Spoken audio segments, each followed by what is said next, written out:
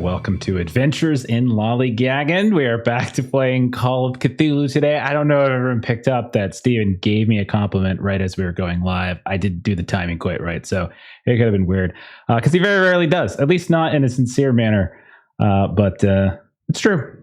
There's no one here who thinks that you're sincere. We were remarking beforehand how quickly things went poorly in our Delta Green game last night between Steven's and Melissa's characters. It's just something that seems to happen.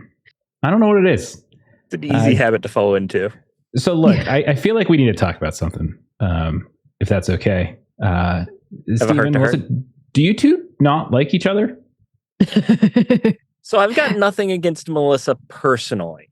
But what she represents as in keeping you away from me, I have deep issues with that. Okay, he can't. So clearly, Steven can't take this conversation seriously. But that's fine. Melissa, how about you? Do you not like Steven? I do. I think we personally get along just fine. I think our characters often have divergent ways of going about things, and interesting.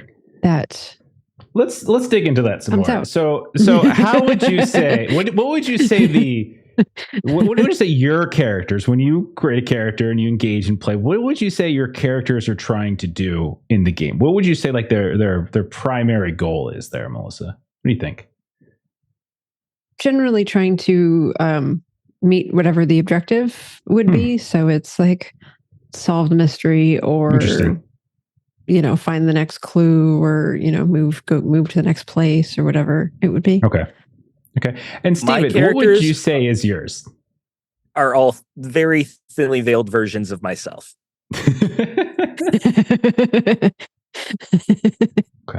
Okay.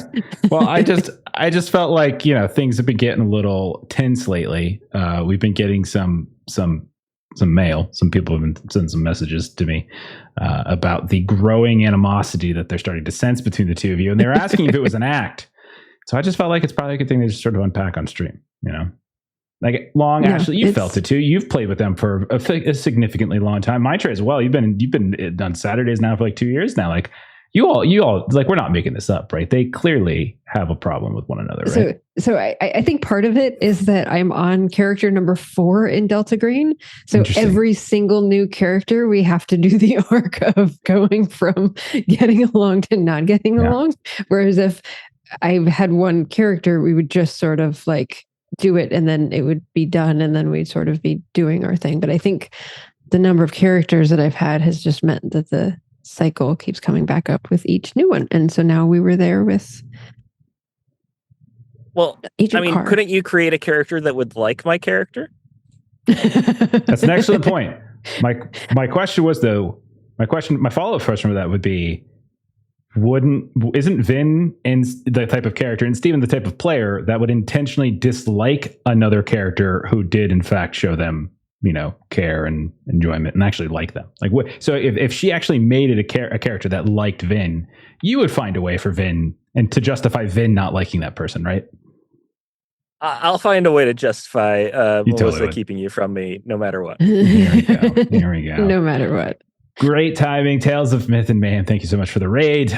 We are just getting started. If you haven't followed Tales of Myth and Mayhem, you really should go do it. They're friends of ours. They're running through some more Call of Cthulhu. They were doing Massive Thotep. Mark's an awesome GM, awesome keeper, awesome guy.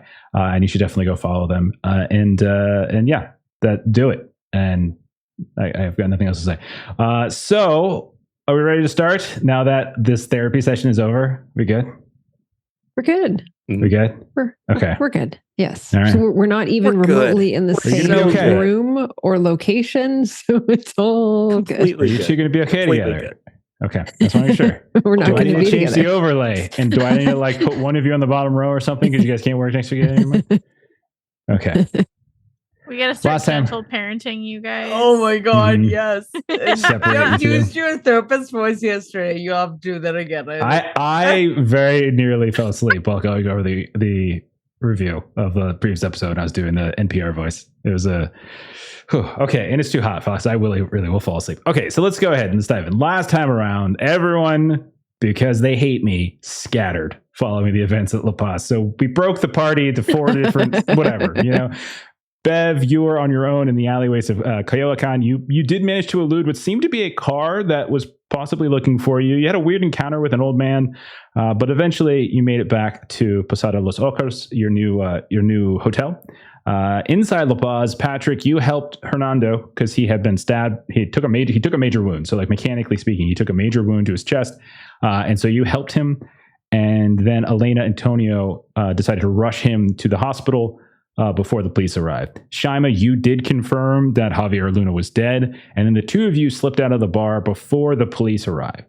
Marie, who was down the street, had been hiding in an alley, and she was spotted by some onlookers while trying to come out of her hiding place, and that drew the attention of the police in her direction. She met an officer by the name of Blanco and a detective Gomez, and they both asked her some questions. They seemed to be treating her like a victim and a witness. So like they didn't really seem particularly like suspicious about you or anything like that. And then Blanco drove you to the hospital that you could get a doctor to see your injuries because you were cut in your back, you had some blood on you, etc. Coincidentally, this was the same hospital that Pastor Wood had just recently escaped some thugs who were trying to kill him. And while Pastor Wood was passing through a plaza on his way back to the hotel, he was approached by a pasty elderly man in a ragged coat who said he had something for the pastor. And the man offered you a waterlogged tome, but in exchange, he wanted a bullet like the one you put inside that detective's forehead, or a kiss like you might plant on Carmela's cheek. And this obviously did not sit well with Pastor, who, like the Christian man he is, threatened the man once he mentioned Carmela. The figure only laughed, didn't really seem to take your threats particularly seriously. And then you eventually kissed him. You gave him a kiss to get your I didn't have any bullets. You didn't have any bullets. So you left.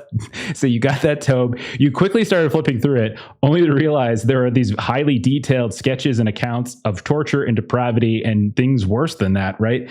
And then you shut it and you started following the man down the alley, but you found his ragged coat on the ground.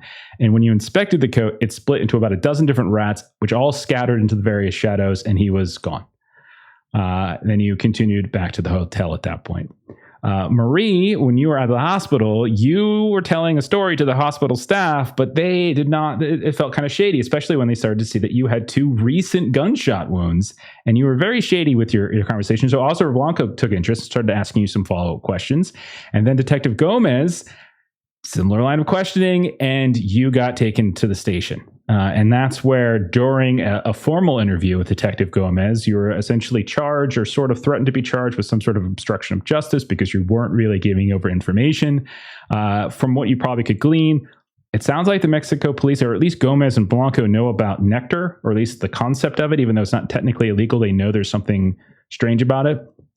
And when you eventually, at long last, revealed that you were actually in Victor Cortez's neighborhood and you were going to see Victor Cortez, he revealed that Victor Cortez was dead. And that's 2 guys now, Javier Luna and Victor Cortez, who in your presence died shortly thereafter or during your visit to with them. So Marie is still in jail, basically. Back at the hotel, Wood, you tried to get into Bev's room, but the hotel manager would not let you take the key and do it. She offered to let you go to let you in so you can put the book down instead of you giving her the book, which you literally offered her a book with the worst collection of depravity. I wouldn't have actually followed through. Yeah. I was just going with the conversation. So you're lying? Got it. Okay.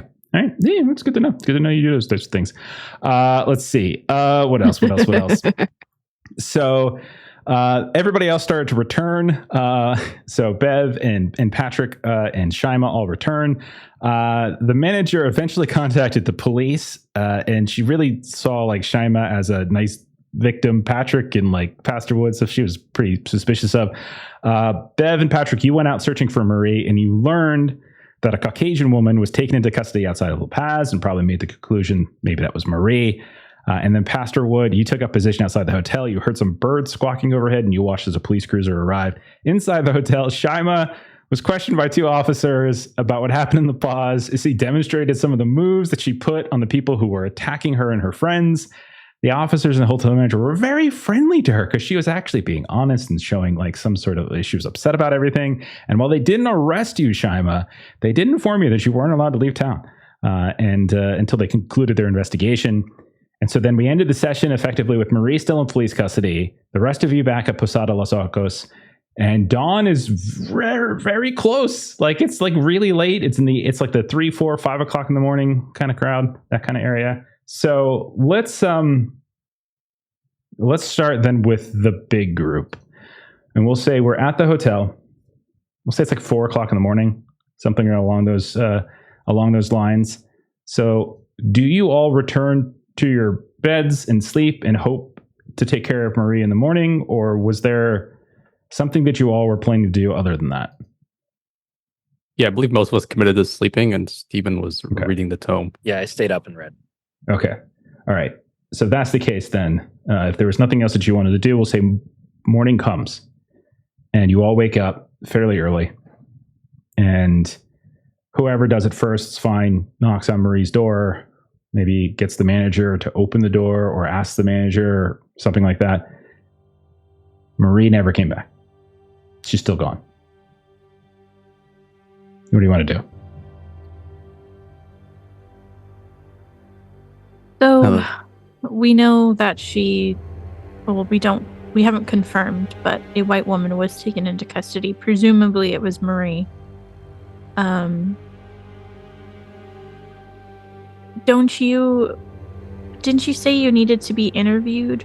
And she's saying this to Pastor as she looks at Pastor Wood. I need to be interviewed? I thought you said a detective. I was interviewed.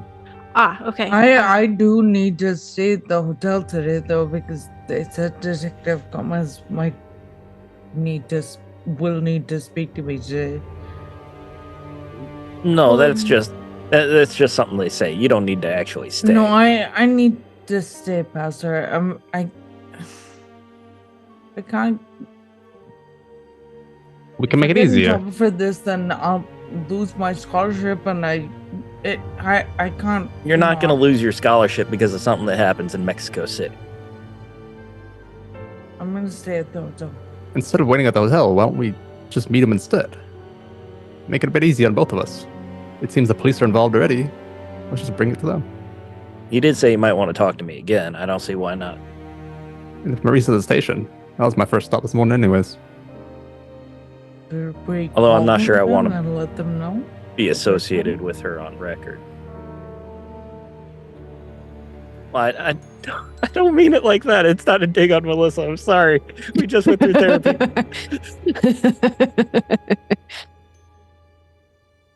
I am interested in getting my hands on everything that you guys collected from Trammell's apartment.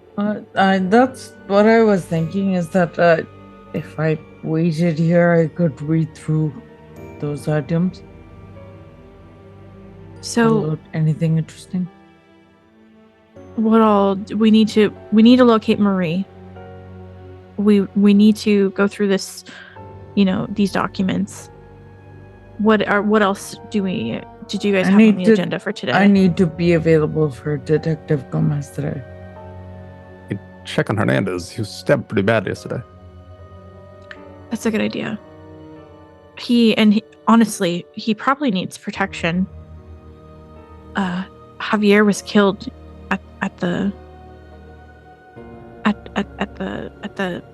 in La Paz. We were at La Paz, right? Yeah, that's right. Yeah. So I'm gonna get the car warmed up. Head to the station. Who's with me? Well, if Miss Oberon is staying, perhaps I should stay and do some light reading as If well. we can call the station and see if Detective Gomez is going to be there, I just need to make sure he knows I'm available to speak to him today. I mean, I presume I don't want him to come to to the hotel and for me to not be here. I mean, we could always leave a message with the front desk woman advising that you went to go speak with him or meet him at the station. I'm just going to go call the police.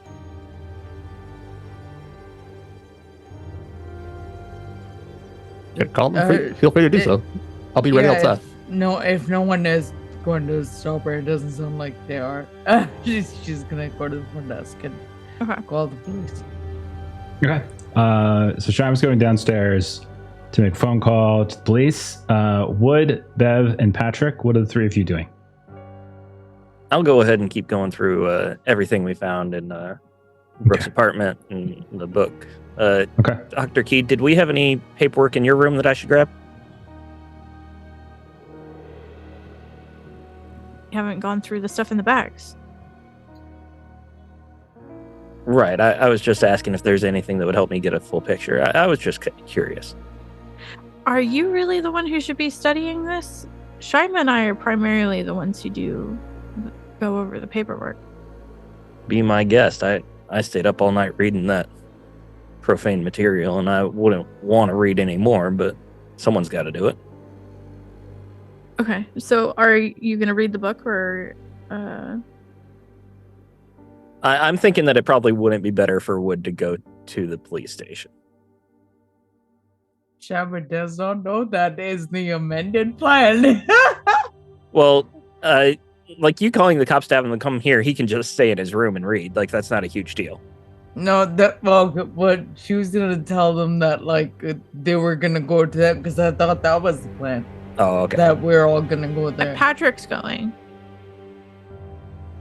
So Wood and Key stay and read, and then Patrick and Shima go to the police station? Sounds good to me. Okay, I'm insisted in staying, but... Well, Shima's going to make a phone call. So let's do Shima's phone call first. So let's say, Shima, you get the hotel. You don't have a phone in your room, but the hotel more than happy to make the call for you. The phone rings. You hear, an operator, like a police operator, answer the phone. What do you say? Just basic. Hello. What can we do to help you? You probably understand the Spanish at this point. You've been here almost a week.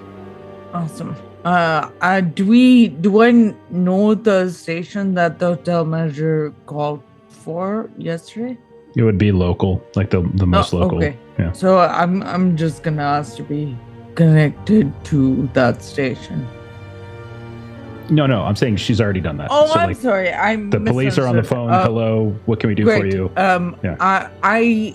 My name is Shama Oberon. I'm at this hotel, and I was spoken to about some events at La Paz yesterday by Officer Rodrigo and Officer Sanchez, and I was told today that Detective Gomez would want to speak with me, and I just wanted to know if I should come there, if I should wait at my hotel for him to come here. Okay. So they... give me a luck test, actually. Let's see if you happen to actually catch when Gomez is in the office. Success with a 30. So they say, un momento, por favor.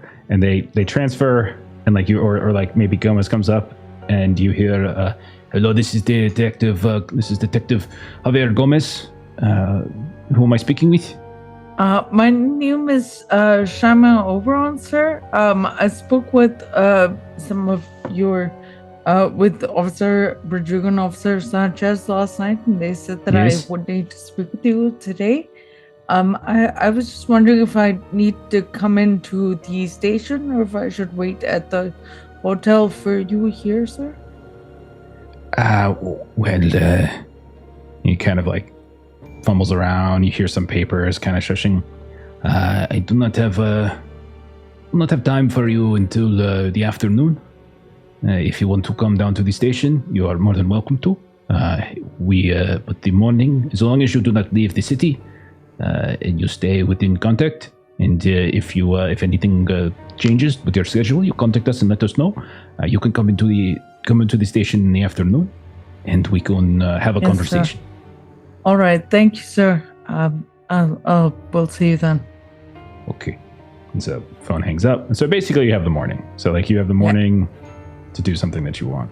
Meanwhile, Patrick, you see walk out, pulls the car up. You can see out the window or out the front of the hotel. There's your car, whatever car it is that you guys have rented. And Patrick's kind of waiting for whoever might be getting in the car with him.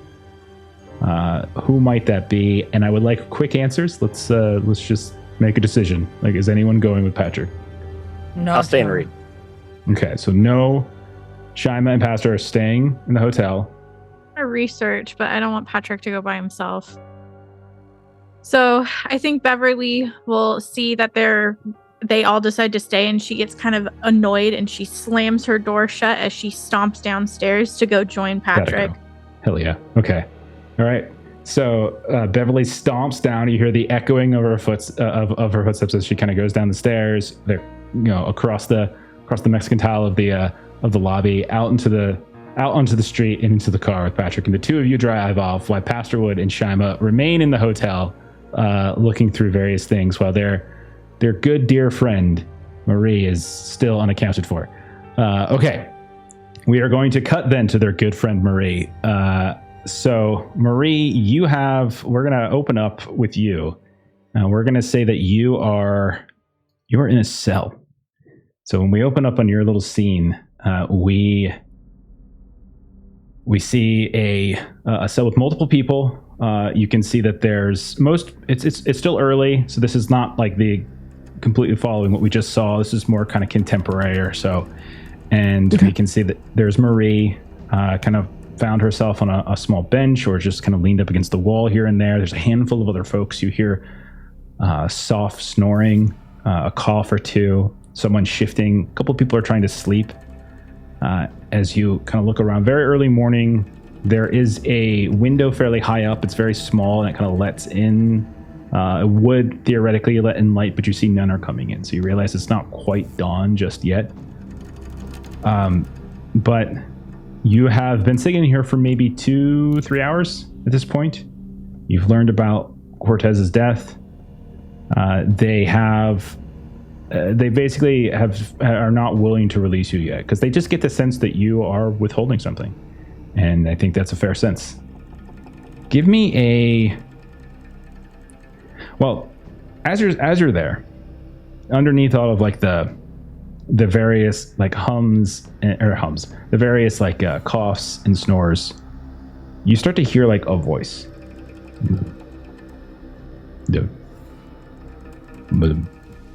And like it's starting to cut through some of the yawns or some of the snoring. It's not English, so it's not Spanish either. Finnically Miglanov Maliwin Wignagla Chicago Fantagn Arluin Clara Gingal Watalarinda Nancy Lombard. And you hear this weird kind of alien language, these words that make no sense.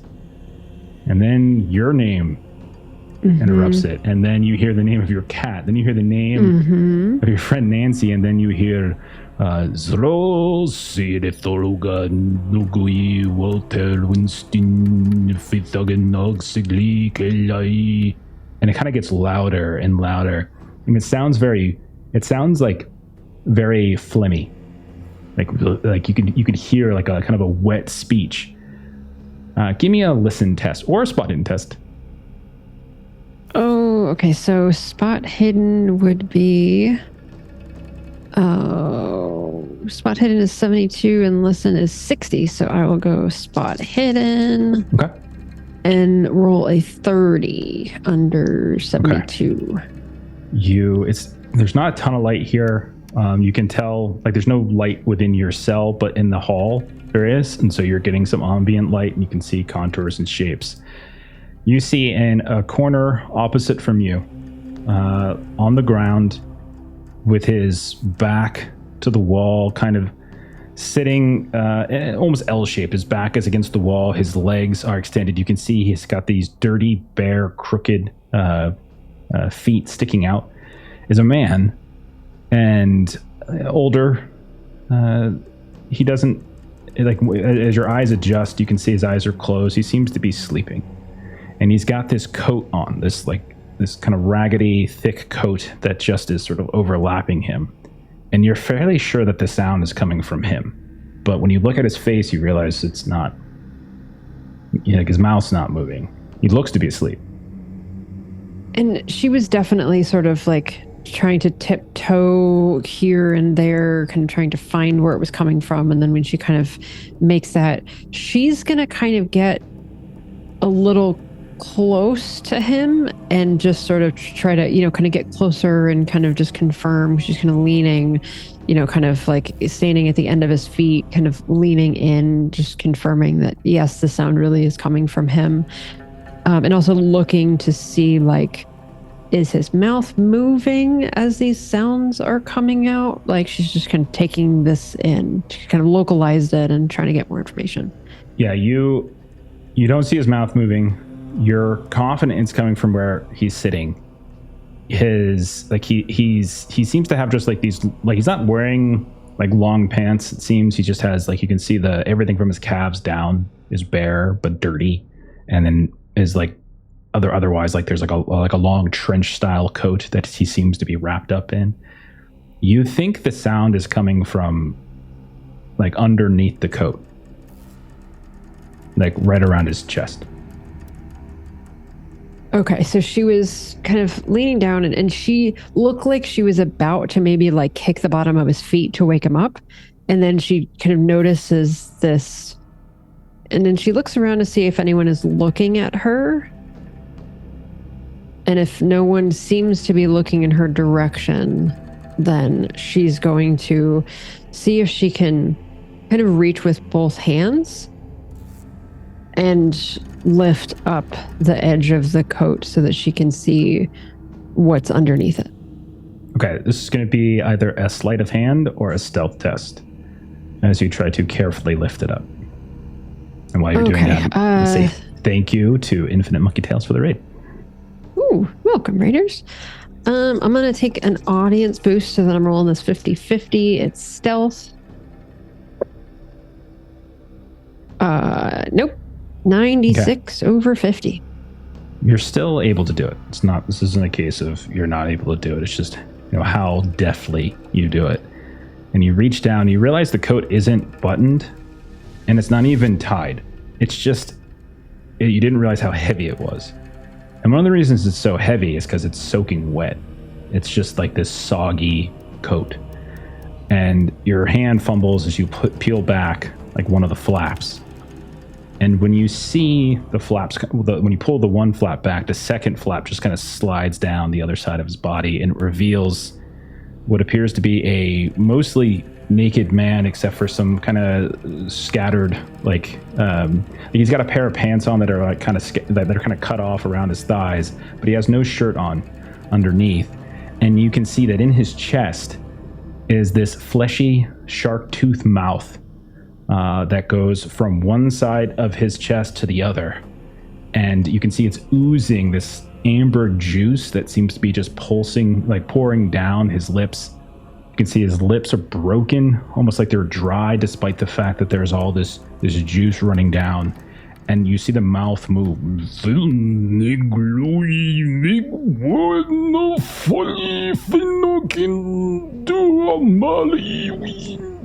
And then as the second flap drops to the ground, it makes a little bit of a sound, and suddenly that chant stops, and you see the skin propel forward as the mouth snaps at you.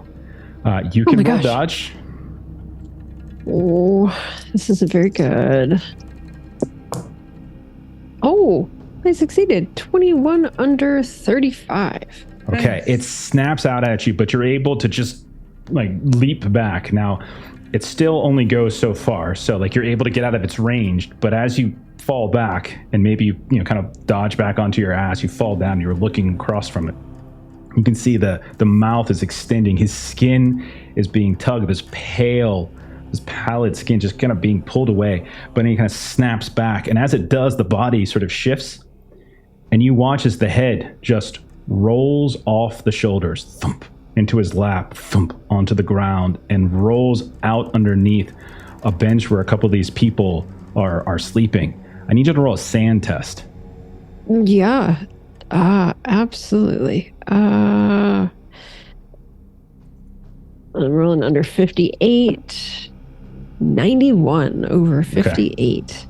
Okay. This is going to be 4 points of sand loss as this head falls down onto his lap, and you see it falls down onto the floor and just and just rolls and disappears underneath this like bench cot area where you can see a handful of folks are either sitting and leaning against the wall sleeping, or they're lying down, and it kind of disappears into the darkness. And you just see the mouth gnashing around, and like this expulsion of this amber juice, this orange juice is just flying this way and that. You see where the head used to be, there is no neck. It's just this pale, fleshy, rounded mass. It doesn't look like there's been a wound, doesn't look like he's been decapitated. It's just there's nothing there. And you watch as the body starts to shake. And it starts to almost try to stand up, but you see the legs aren't quite working right. What are you doing, Marie? She had kind of stepped back, and she's kind of just shaking her head like, no. 4 and points of sand loss too, don't forget. Scooting backwards, like not even necessarily avoiding people. She's just like trying to scoot herself as far back from this as she possibly can. And she's like, no. And she's just scooting back. And I imagine she's probably like bumping into people. And at a certain point, yeah, you are. Like, that's not so much bumping into people, but eventually you feel like your back slam against the bars of the cell. And you just feel them kind of shake at that point. You look over your shoulder, you see the light in the hall outside of the cell flicker briefly, this orange-yellow light flicker. And then it dims almost to it's completely dark. And you hear and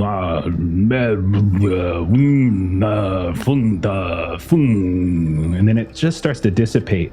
The light flickers back on this bulb, and you see standing outside in the cell is one of the officers. And he's kind of looking down at you. What's wrong with you? Quit making a commotion. You make other people wake up. What's wrong with you? Find a place. Be quiet. No. And she's just sort of like holding her kind of hands over her temples and over her face, like, no.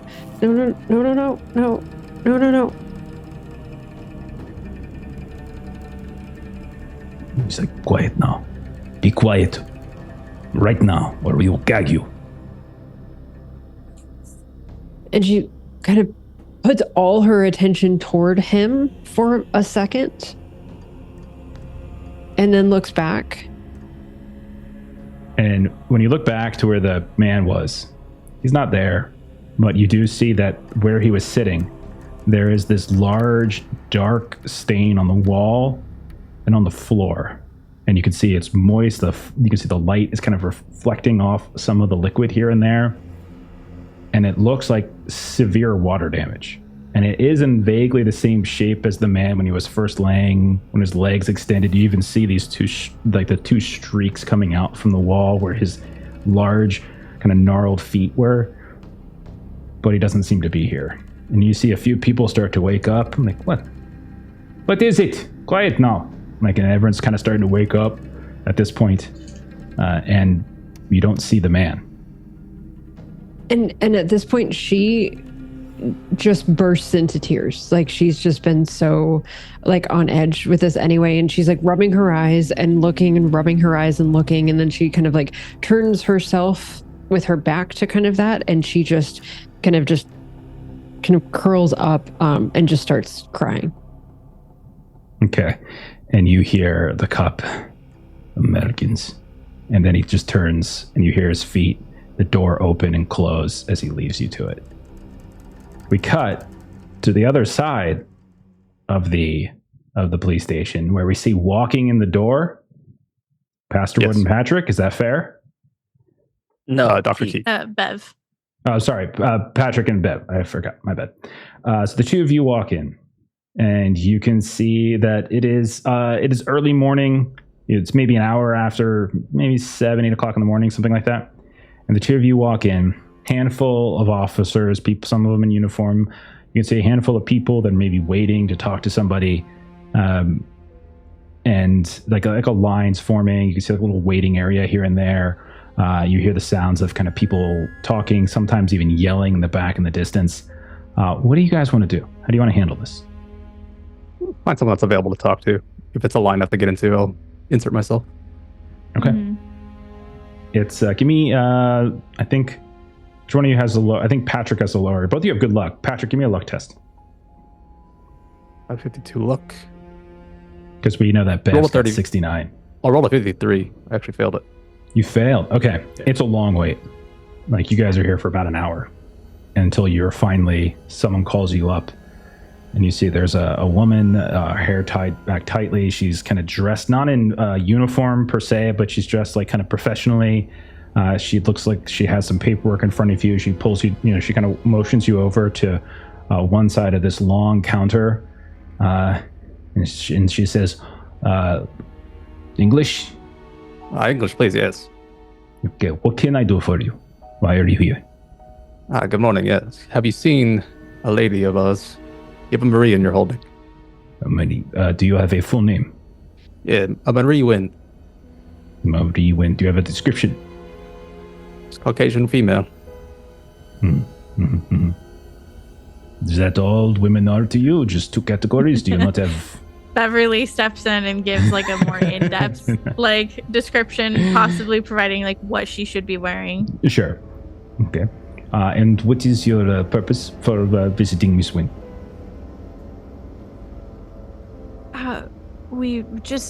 She went missing, and so we were trying to locate her, and we heard that she might have been in custody, so we were just looking to confirm. Is there anything that we need to do or provide? One moment. I have a flag here on her name to contact Detective Gomez. One moment. Let me see if he's available to speak with you. And she gets up, walks back. She looks around. A few minutes later, you see a man join you at the at kind of the front this front counter, and he points to a door. Please go in that door right there, and we'll meet you on the other side. Thank you so much. And you go through that door, and on the other side there is a man in his 40s or 50s. You can see a little bit of graying here and there, mustache, etc. You can see he's very tired. You assume he's probably been up all night, as this La Paz stuff has probably been taking up a lot of his time. And you can see he's got some papers in his hand. He's got looks like a cup of coffee or tea or something. And he's like, I am told that you are associates of Miss Marie Wynn. Is this correct? Yes. Good morning, Detective. Good morning. Good morning. I'm Patrick. Pleasure to meet you. I am Detective Javier Gomez. Pleasure, ma'am. Dr. Key, pleasure to meet you. And she Dr. shakes Key. his hand. I see. Okay. And he makes a note in his paper. Come with me for a moment here. I would like to ask you a few questions about her, if that's all right. Of course. Certainly. Are you planning to post bail? I can, yes. I see. And so he leads you into this small little room. It's not like in full interrogation room, but you can see it could be if it wanted. Mm-hmm. What is your relation to Miss Wynn? We are traveling companions. I see. Were you then in attendance at La Paz last evening? Yes, I was there. I see. I believe I left before the excitement of the evening occurred. I see. Before the unfortunate the events. attacks. You were not there. You did not witness any of it. I was not involved in the attacks, no, sir. You see, that is not the question I asked, however, though. I asked, did you witness any of it, not if you were involved. I ran away, sir. I do apologize. Perfectly so I did understandable. come to that is a report rational thing to do. that I was there, but I did run away. I see. And you, Mr. Price, did you witness the events as well? Oh, yes, I was there. Could you, in your own words, both of you, describe the events as best as you remember them? I don't hold back. Okay. Bev, do you hold back anything? No, she'll tell how, we were having a conversation. He's nodding, taking notes. The guy jumped from the stage and stabbed Hernando. Mm-hmm. And then that was when I ran out to the kitchen and out the back. And so if Patrick doesn't hold back, he'll say, so, if I understand this correctly, the last time you saw Javier Luna alive is when he got up from the table and went into the bathroom. And then shortly thereafter, Miss Wynn got up from the table and followed him. and no one can account for their whereabouts, their actions in that time, and we now have a dead Mr. Luna. You see my concern? That does sound about right. Okay, yes. So you did not see Javier Luna alive again later that evening, something to perhaps help kind of clear up this small hole in the timeline. Javier alive? What do you mean by that? Well, do you see what I'm saying, Mr. Price? And I'm going to be blunt with the two of you. Your friend, Miss Wynn, is in a great deal of trouble. Partly it is her own doing for being very reluctant to answer questions, but also because she seems to have been, well, associated with some acts of violence in the last 48 hours here. And she has not been here very long. Last night, the death of Javier Luna, she was last seen going after him. And then Luna was found dead. But there is no corroborating witness to her story. She claims that there is another attacker in the bathroom that lunged for her. And while she does have a wound, it very well could have been a defensive wound, an attack by Javier Luna trying to save his life. So right now, all we have in the timeline is that Javier Luna left your table and then died. And in between those two moments, Marie, Miss Wynn, also left your table. And no one went with her. No one can corroborate what she saw. None of these things. You see? Oh, I see now, yes. Now, complicating matters is that Miss Wynn was, she was attacked the day before. She has 2 wounds, 2 very gruesome gunshot wounds. And she was attacked in the neighborhood of a man by the name of Victor Cortez. Now, Victor Cortez, unfortunately, his body was discovered yesterday afternoon. So this is 2 men now that Miss Wynn was arranged to have meetings with or to visit, sometimes on her own. And both have now turned up dead in the span of 24 or so hours.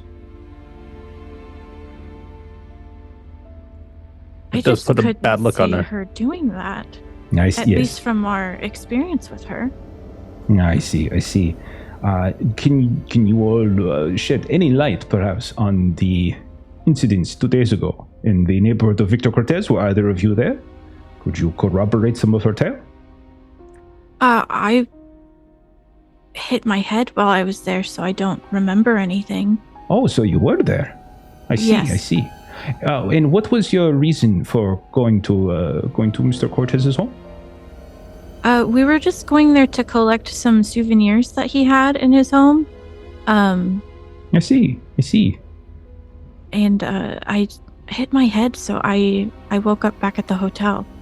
Oh, I see. I'm very sorry to hear that. Yes, I can see you do seem to have a wound on your head. It seems to be healing. That is good to see. Yes. Souvenirs, you say? Could you elaborate, please? Yeah, I think there was. We're big fans of Leticia, and there was he had like a signature from her that we were wanting to acquire, since she hasn't been on the circuit. I see. Leticia de la Luz, is that correct? Yes. Mm-hmm. So, if I am to understand this correctly, you and Miss Wynn ventured to Mr. Cortez's home to retrieve a particular autograph of Leticia de la Luz, and in that time, you were attacked. You say you hit your head. Was this an accident, or was this part of an assault?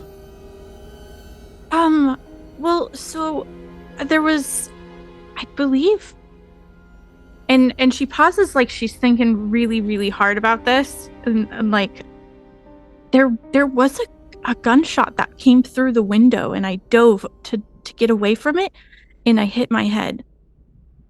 So you were inside Mr. Correct. Cortez's home? Yes, we had his key. It's very interesting. Miss Wynn did not. Miss Wynn had a different explanation for her reasons in that neighborhood, and did not provide as much detail as you are providing. I see. So you were attacked? I see. It's yes. terrible. Oh goodness. I'm must tell you that this is this report of this attack in Mr. Cortez's neighborhood is still under investigation. The shooter was never found. But Yes. there I was did want to make a significant- formal report for this now that I was feeling a bit better. Ah, yes.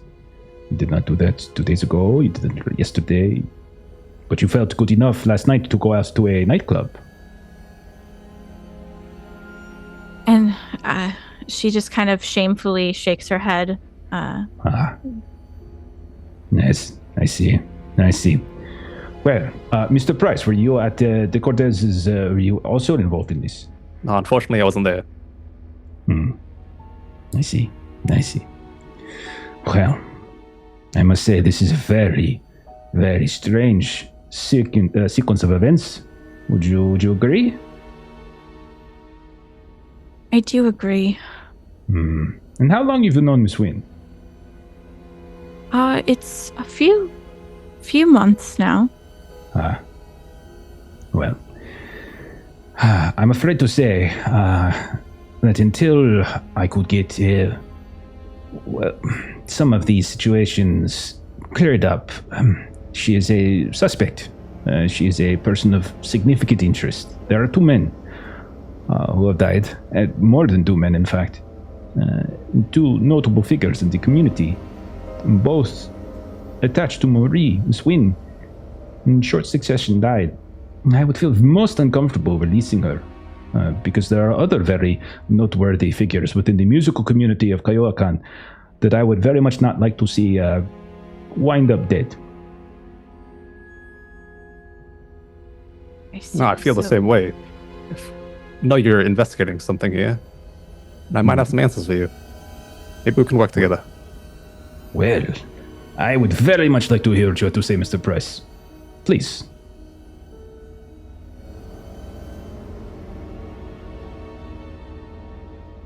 You know, there's some men down here we were searching for. Oh, you are searching for men. Tell me more.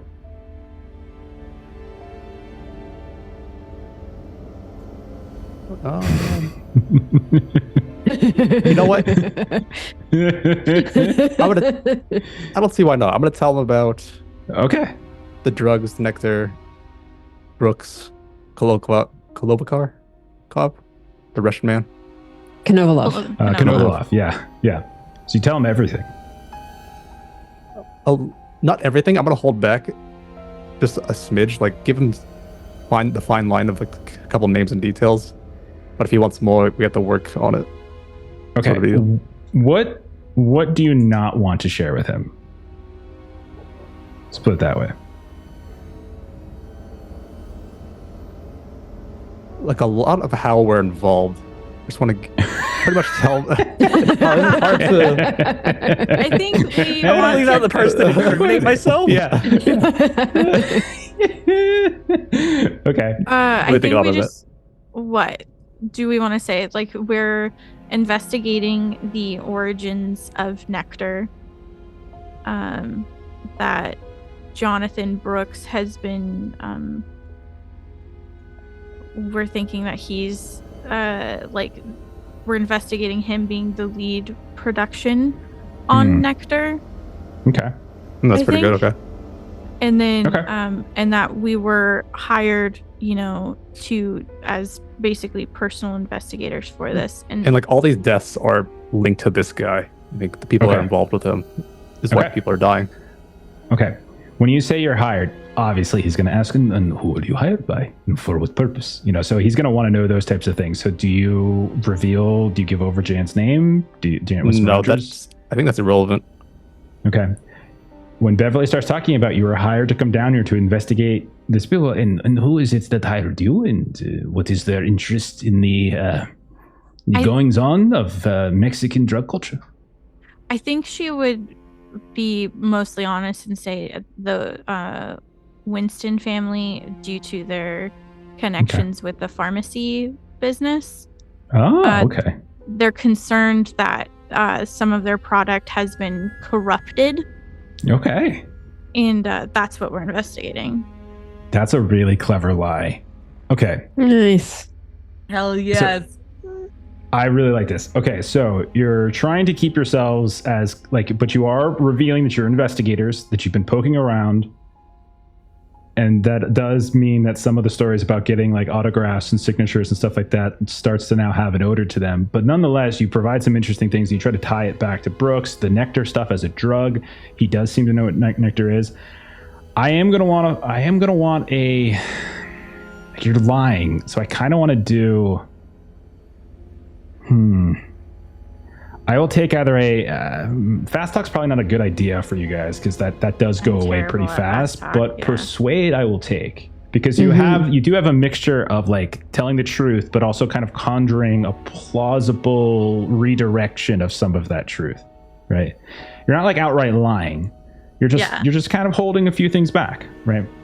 Yeah. Okay.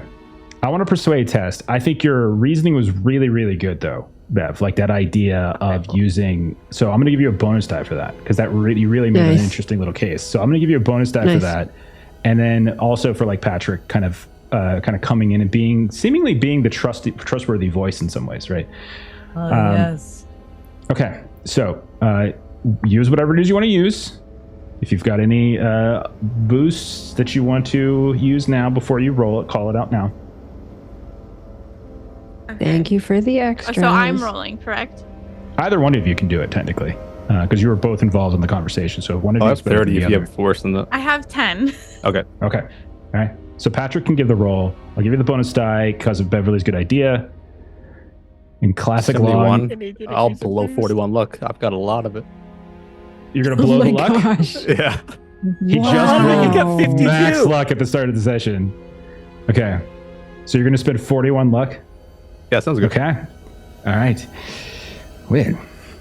And he's like been writing furiously down Brooks, Konovalov, the Winston Pharmacy stuff. Jonathan sort of makes sense. married Leticia, and she's been taken off the circuit, so we're concerned for her safety now as well. So it's a long conversation. Like this is like an hour-long conversation. He's asking questions, taking notes, and he says, "This is all very interesting, very fascinating. I will need to confirm much of this, of course. We have some other informants that we are going to be speaking with as well. I must say, though, I wish you would have contacted us sooner and reported what you know, especially if you are here to investigate. Perhaps if you would have been more forthright, we would be more inclined to believe you. I mean, we're aware of police, just unsure if you're under Jonathan's payroll or not. He still could. We have no idea. Well, I understand your trepidation there, but the facts are that you are visitors in this city, and everywhere you seem to have gone, violence has followed. Whether it is in the neighborhood of Mr. Cortez, whether it is at La Paz, you have but to be fair, you have the odor of vigilantes. At best, criminals. At the worst. If you had information about this nectar trade, which we are much appreciated, you should have reported it. However, I thank you for your candor and for your information. We will be continuing our investigation. You are not allowed to leave the city. You must communicate with us if you are moving around to different districts or anything of that sort. And you must be available for additional follow-up questioning. With this in mind, we can release Miss Wynn into your custody if you are willing and able to pay appropriate bail. But you are responsible for her. You see? Understood. I should warn you that she had some sort of incident this morning. I don't know the details, but one of the officers monitoring her cell, she had a breakdown of sorts. I assure you, we have treated her reasonably well. Thank you. And Beverly does kind of detail that we are concerned for our safety as well from Konovalov. And that's who we believe may have been the person to carry out the violence against Victor. Well, perhaps then it might be a good idea to send an officer along with you to be with you at all times, to shadow your, just in case. If you could just have extra, like maybe on drive by at night, that would be enough to help me feel safe to sleep. I understand what you're saying, but it appears as though most of the places that the violence has occurred has been places not where you sleep, but where you visit. We should be staying at the hotel at this point. It's I think perhaps assigning Officer Blanco to you would be a good idea. Don't worry, I will have him bring out Miss Wynn, and then he will be with you. And if you have that sounds amazing. We should have a local here. And he kind of gets up and he shakes Price's hands, and Dr. Keeb is there to meet you as well. We will be talking again soon. So you get led back out to the front. Bev, you've got the money to pay her bail. I think you have a high enough credit rating. You're good. Yeah. And then eventually, a little while later, you see Marie get let out. She's got like her shoes in her hand. They're all busted. She looks. How does she look? How do you look, Melissa, after a night in jail, and having had this probably in the last 2 hours? You had that 2.5 hours. You had that little incident. I mean, I would say Marie always looks very put together, and she had, I would imagine, makeup on, when she was, going to La Paz and whatnot. So I would definitely say her, makeup is run and her hair is all disheveled. And she just looks like she's been crying for hours. So like her face is just sort of like her eyes are red, her face is kind of puffy, and like she usually carries herself with a good amount of kind of self-assuredness, but she's kind of like slumped and just kind of like shuffling as she's kind of like walked up. And Okay. I don't know how much Beverly would like react to that, like in here. Like she'll kind of fawn and be like, "Oh my goodness, like let's get you home and get you to rest." But she's not going to ask you any questions or anything at this time. Okay. I think you gave us the wrong person. And a young man steps out from behind Marie in a uniform. "Oh no, I'm sorry, Mr. Price. This is Miss Wynn. I'm sorry. She has had a rough evening. I am Officer Blanco." And he introduces himself. I will be shadowing you all, at least for the foreseeable future. So I get to leave, and you're coming with us? Don't worry. I am simply going to follow you. You can take your car. You can go into your hotel. I will be out on the street. If you decide to leave the hotel, you should notify me where you're going, and I will follow you, and we will make sure that no additional harm comes to you. After all, you have been attacked twice now in our fair city, and we would not want a third time. Yes? And she just like lets out just this resigned sigh, just the longest, just exhale, just. Thank you so much. Okay. Gracias. So we see the three of you get into your car. We see Officer Blanco get into his car, and then Ashley you all. fucked up so bad. Like I thought it was great. So bad. No, I thought it was great. I think it's great. That was It's amazing. realistic. It makes sense. It's it makes sense. appropriate. Yeah. Yeah, I think it makes totally total makes sense. Okay. Let's cut back then to the hotel as Pastor Wood and Shima, you basically had about 3 hours or so to yourselves this morning while they've been gone. So walk me through. We'll go one at a time. Shima, what has Shima been doing in a couple of these hours? What's something she's been trying to do? Go through the bag of stuff from Jonathan Brooks. She's also very specifically not wanting to look up at password and is that trademark high energy is just not there. Okay. And All she's right. spending the time going through the stuff.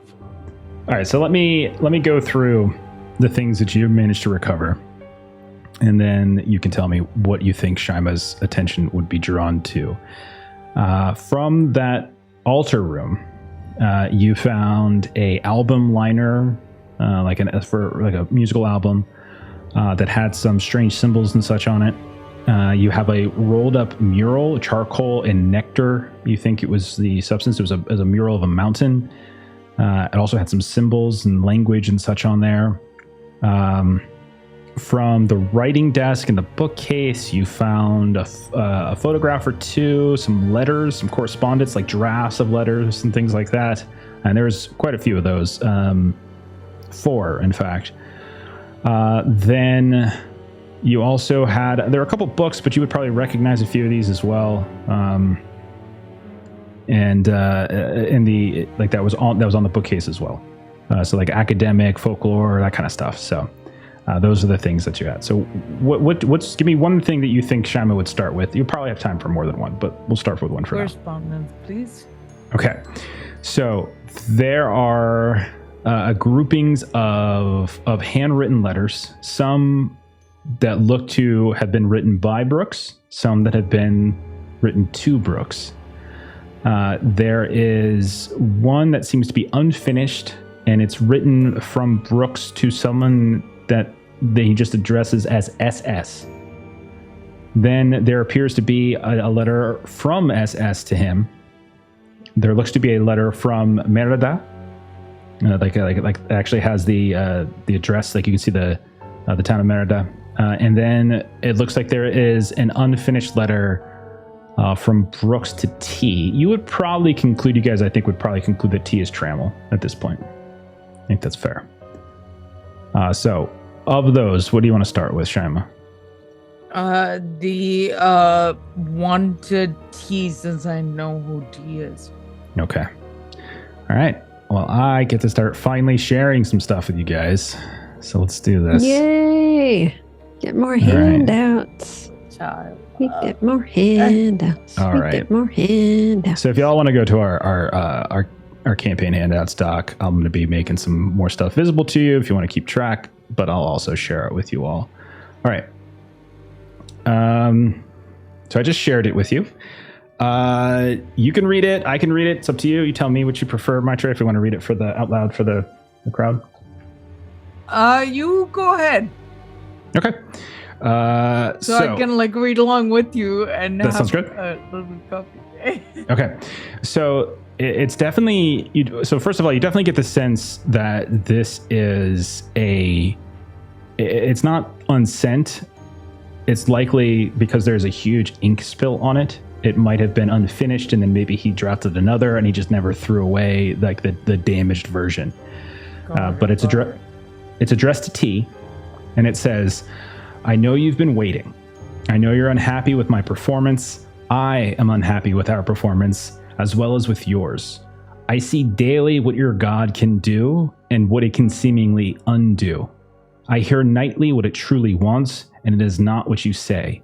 It is not the only liar among us, and perhaps not the worst, in fact. We trusted that you, in the name of this great liar, were telling us the truth. But soon I'll know for certain what it wants and what it is, and whether you were lying to us about what it is and what it wants.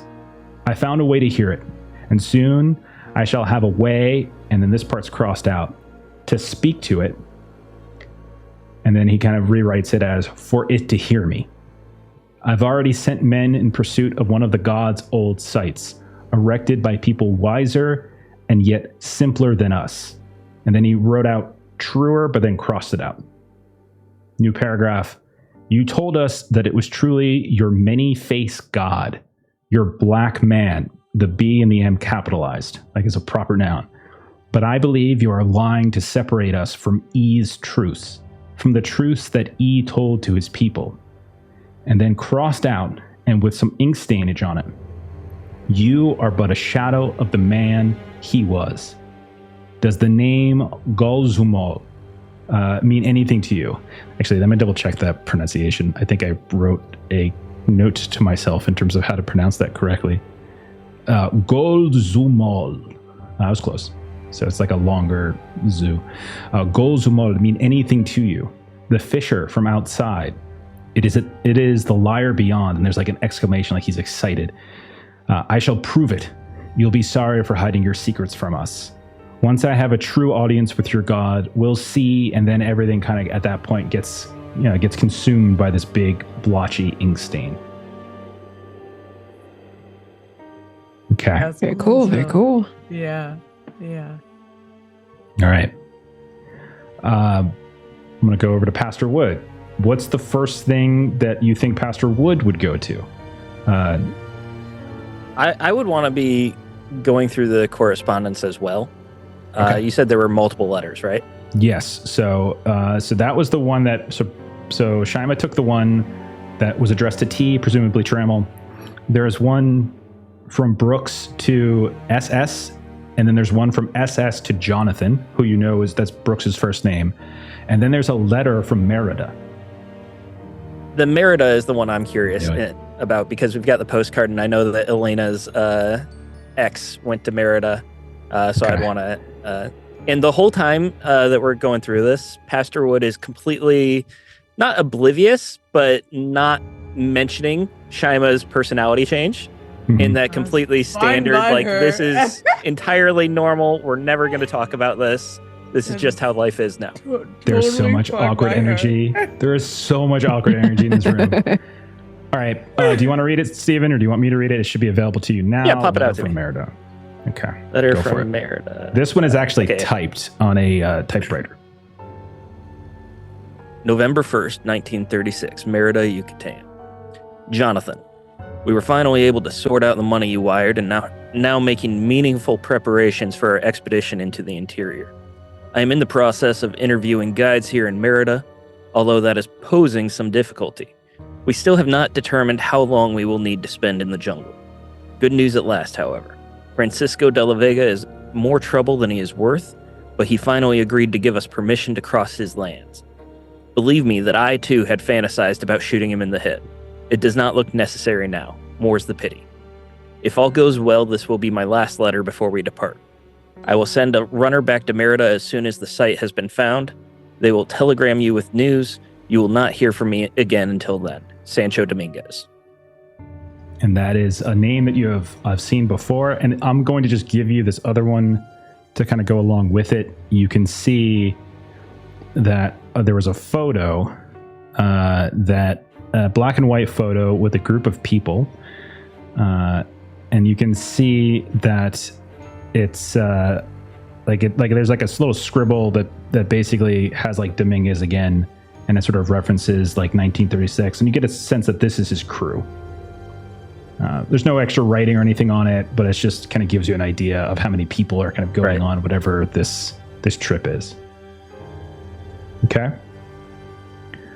So just for context, the date on that letter was November 1st. And when we broke into the post office box, there was a postcard from November 22nd that they were departing today for the site.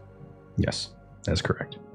So it was about a month ago. So this letter was about a month ago. So, you guys can make the conclusions you want to make, but that timeline is accurate. Okay. Shima, is there something else? Do you want to continue to go through the correspondence? There are two more. There's one to SS. Read the one from Brooks. Okay, from Brooks to SS. Okay, go ahead and get that up for you. Okay, this one also, you can see, has suffered from some sort of like an ink spill of some kind. You want to read it again? Yeah, sure. I can read this one. Go for it. SS, trust Roswell in Bangkok or wherever you are as you read this. Things are much the same here as they have been, though money is growing tight.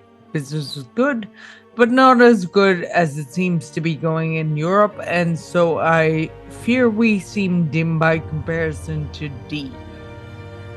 D capitalized. We have different aims, broader aims, you and I think we both share that in common, don't you think? And then there's a massive ink stain. Really, all that's legible is will be appreciated when our project, both will be recognized, dwells beneath Kyle. And I'm Indian, so I'm thinking it's Kailash, but you can't actually see that in the letter, but that's where my mind goes through being an Indian. What's Shima's heritage? Shima is Indian American, so maybe I would say Maybe. if that's, I don't see any reason why you might not make that conclusion. Like Shaima might not. She's an educated woman. Like she's Indian American. That might maybe. be that name might pop to it. It might make sense. Yeah. Ooh. Cool. Very cool. So I'm like in real life, I know what color. Anyway, new songs are forthcoming. Do you? And the ink stain continues. So all that's visible for the next 2 lines is do you and you are new records. Our newest is right. Ali, I think. The effect it has, especially on those who have supped from the mouth, it's profound. You've begun a new studio space where we can record the voices, both its and my wife's, in peace. When you come, you must see it, perhaps sing with us. And then scratched out, there's much more I want to say, but I fear. And then it goes on again under an ink blotch. I have dispatched men into the jungle to explore an old ancient site once detonated, still devoted in brackets to the god. It's covered by ink blotch, where I believe I can speak with it, w/it, without going through I. Is that I or G? You would think it's probably a T from context. Oh, T. I'm sorry. I can't quite tell my screen.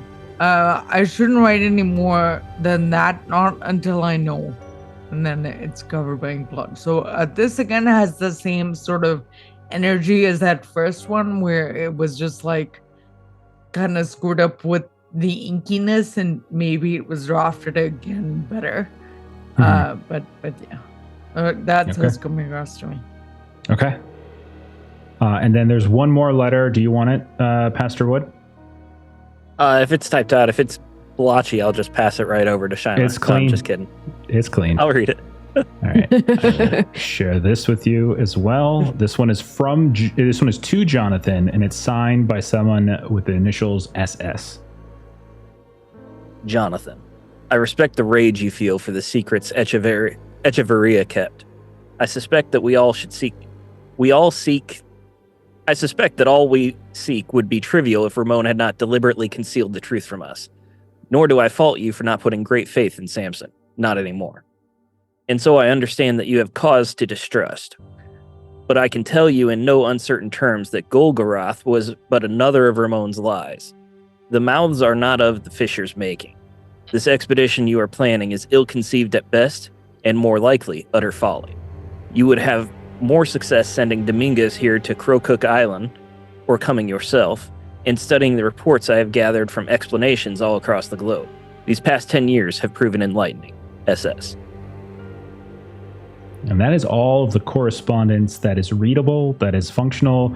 Like there's maybe a couple other letters here and there, but that really just seems like price checking on this and that, and nothing really seems to catch you as particularly interesting correspondence. A lot of it is either drafts, or you can tell like he seems to have, at some point you get a guess that maybe he spilled an inkwell and destroyed a bunch of his correspondence, and that's kind of infected a couple of these. Whether or not some of these letters were sent or not sent is kind of unclear. The ones that he wrote, that's unclear. Maybe he drafted another one and sent it out. Maybe he never did. That you have no evidence to really kind of follow up on at this point. Okay. There's one other tiny piece of correspondence that you picked up, but it wasn't from the desk. It was right inside, because you kind of took his mail, and you did find a note in the mail. I will go ahead and share that with you. And that was like right inside the front door. If you recall, you came in, there was some stuff on the ground, and that was the first stuff you picked up. Right. You just read everything from the hidden room. This was sort of slid in the door. It was like a small note, if one of you wants to read that. Yeah, it's a handwritten note. Looks like it's on a piece of scrap paper. It says, "We confirm that Victor Cortez has gone to ground at Estudio del Mañana. He's holed up there all day, all night, all week. Looks like he's keeping the door shut and only letting in familiar faces. Have not seen him make contact with any out-of-towners. Want us to rough him up or leave him alone. No sign of any interlopers. The mole rat is keeping to his rounds as agreed. D. And that's it. Okay. So that's the correspondence. Now, there's other things that you managed to collect as well. Let's see. There was, let's see. You've got the album, the mural, and some of the library, the couple books and things that you managed to grab as well. Those are the other 3 things of interest.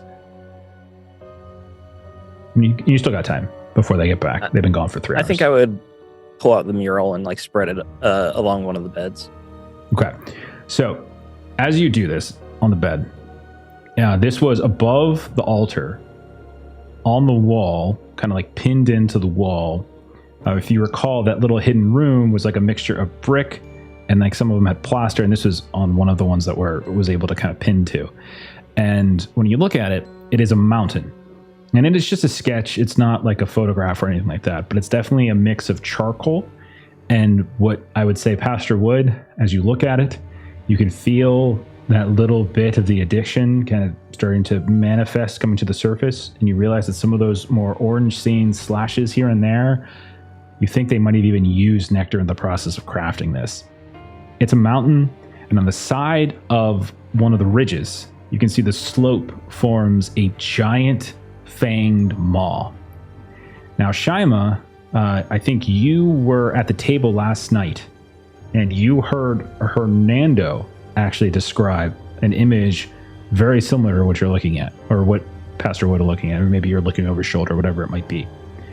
In addition to this, there are various symbols and words that have been kind of slathered or written around, and some are like scattered and individual off to the side. Some are kind of written out like a phrase. None of it appears to be in English.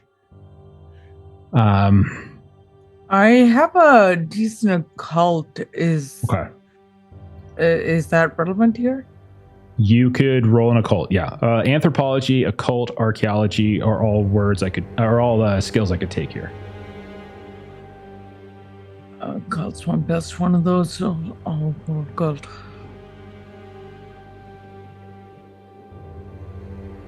And then 6. Good thing it's not Delta Green. It would have been a crit. Yeah, But it's not, seriously, because it's right? Call of Cthulhu. the ceiling caves in. I'll spend the 16 left. Okay. So what you basically see, and what you can kind of conclude, is that all of the symbols that are painted are like the heads and mouths from various like Mesoamerican cultures. You can see like jaguar mouths, bird mouths, serpent mouths, like the different kind of animalistic mouths. You can see others seem to be a mix of Mayan and would appear to be like modern, like Nahuatl language. All right. So like you can kind of see a little bit of that. The problem though is that although you all have been learning Spanish, that's not really going to help you when it comes to actually understanding Nahuatl. However, Pastor Wood, Carmela, is she of Nahuatl heritage? I think we talked about this once. Yeah, she does. So I'm going to give you a luck test, Pastor Wood, to see if you manage to pick up anything of that language over the course of your time married to her. Yeah, my luck is so high right now. Before session, you rolled an 8 under 10 for luck. So let's see how you do in session. Before session, I had by far the lowest, and then Patrick burnt through 41 points. That is a fail with a 38 over 20. Okay. So then I would say that you probably don't have a working understanding. However, you do know Elena, and you know that Elena is of the same heritage as Carmela, and more than likely, she probably has an understanding. Not only that, she studied at school, at university and stuff, but otherwise, I would say neither of you would be able to translate this, and your knowledge of Spanish isn't going to help you in this situation. I don't want her to have to see all this, but at the same time, I think Pastor Wood would value the mission more than his grumpy second cousin. So I think he would go down to the front Yeah, desk. she's the grumpy one. She's the clearly. grumpy one. You can write the words down. You don't have to show her the whole thing. He would go to the front desk and try to give her a call. Call operator asking for her. I don't think I would have her number. Okay. You didn't ask for your grumpy second cousin's number when you ran into her? Like how to contact her and everything? Okay. No, didn't get around to it. Give me another luck test. No, agreed. 55 over 20. Okay. You unfortunately are unable to get her on the phone. You do know from the testimony of your fellow investigators that her boyfriend, Hernando, was stabbed in the chest last night and nearly died, and that the last they saw, Patrick probably was the one as the last who saw them, Elena, Tonio, and Hernando all were leaving out the back of La Paz, and they were rushing Hernando to the hospital. The hospital where you were at yesterday as well. The hospital. It's called the General Hospital. The General Hospital. I called General Hospital and ask if any patients named Hernando have checked in recently. Okay. All right. I don't want to keep doing luck because that seems cruel. Thank you. So when somebody starts asking, like, so if they kind of push back and it's like, dude, I don't know if confidentiality, like doctor-patient confidentiality, was as strict in 1936 as it is today, but I'm going to say that there's at least some of it. And so they're like, so they're probably kind of pushing back and trying to like gauge, like, who are you? Why are you interested? So what kind of excuse or story do you try to give to gain access? I would say that I am family. Family of his girlfriend, who is there with him. Okay. All right. Let me roll something over here really fast. Okay. So we'll say the operator on the phone. She'll say, "Yes, we did have a very violent attack, stabbing victim come in. Fernando, he's here. He's resting. There were 2 people with him. Do you have a place where I might be able to have her contact you if she wishes to talk to you?" Yes, I'm staying at this hotel, and I remember Hotel de la Sueña. I don't remember the name of the new one. Posada los Arcos. I had the same issues as Inn of the Arches. We got to stop changing hotels so much. So much work to come up with these names. No. I would give her the name of our hotel, and then I would tell her that I need her help. It's important, and it relates to Hernando and Francisco. Okay. Because I would remember that Francisco was her ex-boyfriend, right? Is that the name you give? That's the name she was talking about, right? Who went to Merida? Is that the name you give? Yes. You couldn't even remember the name of the hotel that I came up with, so I'm not going to confirm for you. And nobody else is, Melissa. My notes. Nobody else is. Fine. So you say you have dues on Francisco. Is that what you're right? Yes. Okay. Yes. And Hernando. Okay. Done. Okay. So the pastor left the room, went downstairs, but Shaima, you're here. I would say you don't have any extra, like, other than being able to interpret the symbols and kind of go through like their origin. You would not be able to translate the language. There is a phrase, and then there's a handful of words that are scattered about, but you wouldn't be able to do that. There are some other things though, if you wanted to look at. There's the album liner, and then there are some books and research and things like that. I would gravitate towards the books and the research. Okay. So again, this is just you can use any of these: library use, archaeology, anthropology, or occult. Any of those would be useful here. I'll do library use. That's fine. Just see. Give that a rip. That's a fail with 50, but I'll spend the 8 luck. Okay. So the pastor was gone for little while. Are you going to stay down there and wait by the phone for a bit, Pastor Wood? No, I think I would just ask the front desk to let me know if she responds. Okay. All right. They love me here. What's the problem? Yeah. Okay, so Shaima, you start going through these, and from what you can tell, most of them are concerned with Mesoamerican art, culture, but also there's some smaller books that appear to be on like traditional Mexican folk songs, Nahuatl history, things like that. You can see that some of them are like stuffed with some of those letters that you've already gone through. And you can also tell that all of these books have been very rigorously read and handled. They're kind of ripping and falling apart here and there. They weren't like whoever was using these doesn't have perhaps your care and love for books, and so they didn't take as much care. But they've been like cribbed and etc. So you as you're going through this, and we'll say that for now, if you're doing this quickly, like you can read some of the books in greater depth over time. But looking at some of the highlighted passages, the crypt notes. It definitely, you get the impression that Brooks has been reading up on pre-Columbian religions, and specifically fringe and forbidden gods in the Mayan pantheon. And he has apparently especially been interested in any texts that seem to involve Goldzumol, who is also referred to as the Fisher from outside at times. There's a bunch of different highlighted passages that the entity was worshipped at an ancient site in the heart of the Yucatan that is sometimes referred to in the notes as Chichen Zuzul. Let me try that again. Chichen Zozul. I think that's right. Okay. And I'll give you like the spelling of that later if you like. But that's a site that's specifically made up. Then let me see. There's also other books that you've seen. There's the Children of the Night. There's Children of the Night and Nahuatl Legends. There's The Womb of the Black Stone. But these are books that you already have copies of. So they're in the copies from the UCLA lot that you all managed to come with.